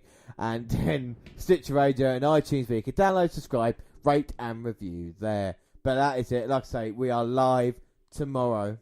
Any questions for the live show? Or any statements? You know, anything you want to shout out for anyone? Or, you know, just anything at all? Drop an email or drop a tweet or drop a Facebook, and we'll do our best to read as many as we can out. Exactly. I mean, you can on email the live show. You can email the WNR podcast, or you can even go to new places that we got. Yes, we're also on Instagram. We're just setting up our Instagram account. We just finding our feet. I know we're going to be uploading our podcast onto it.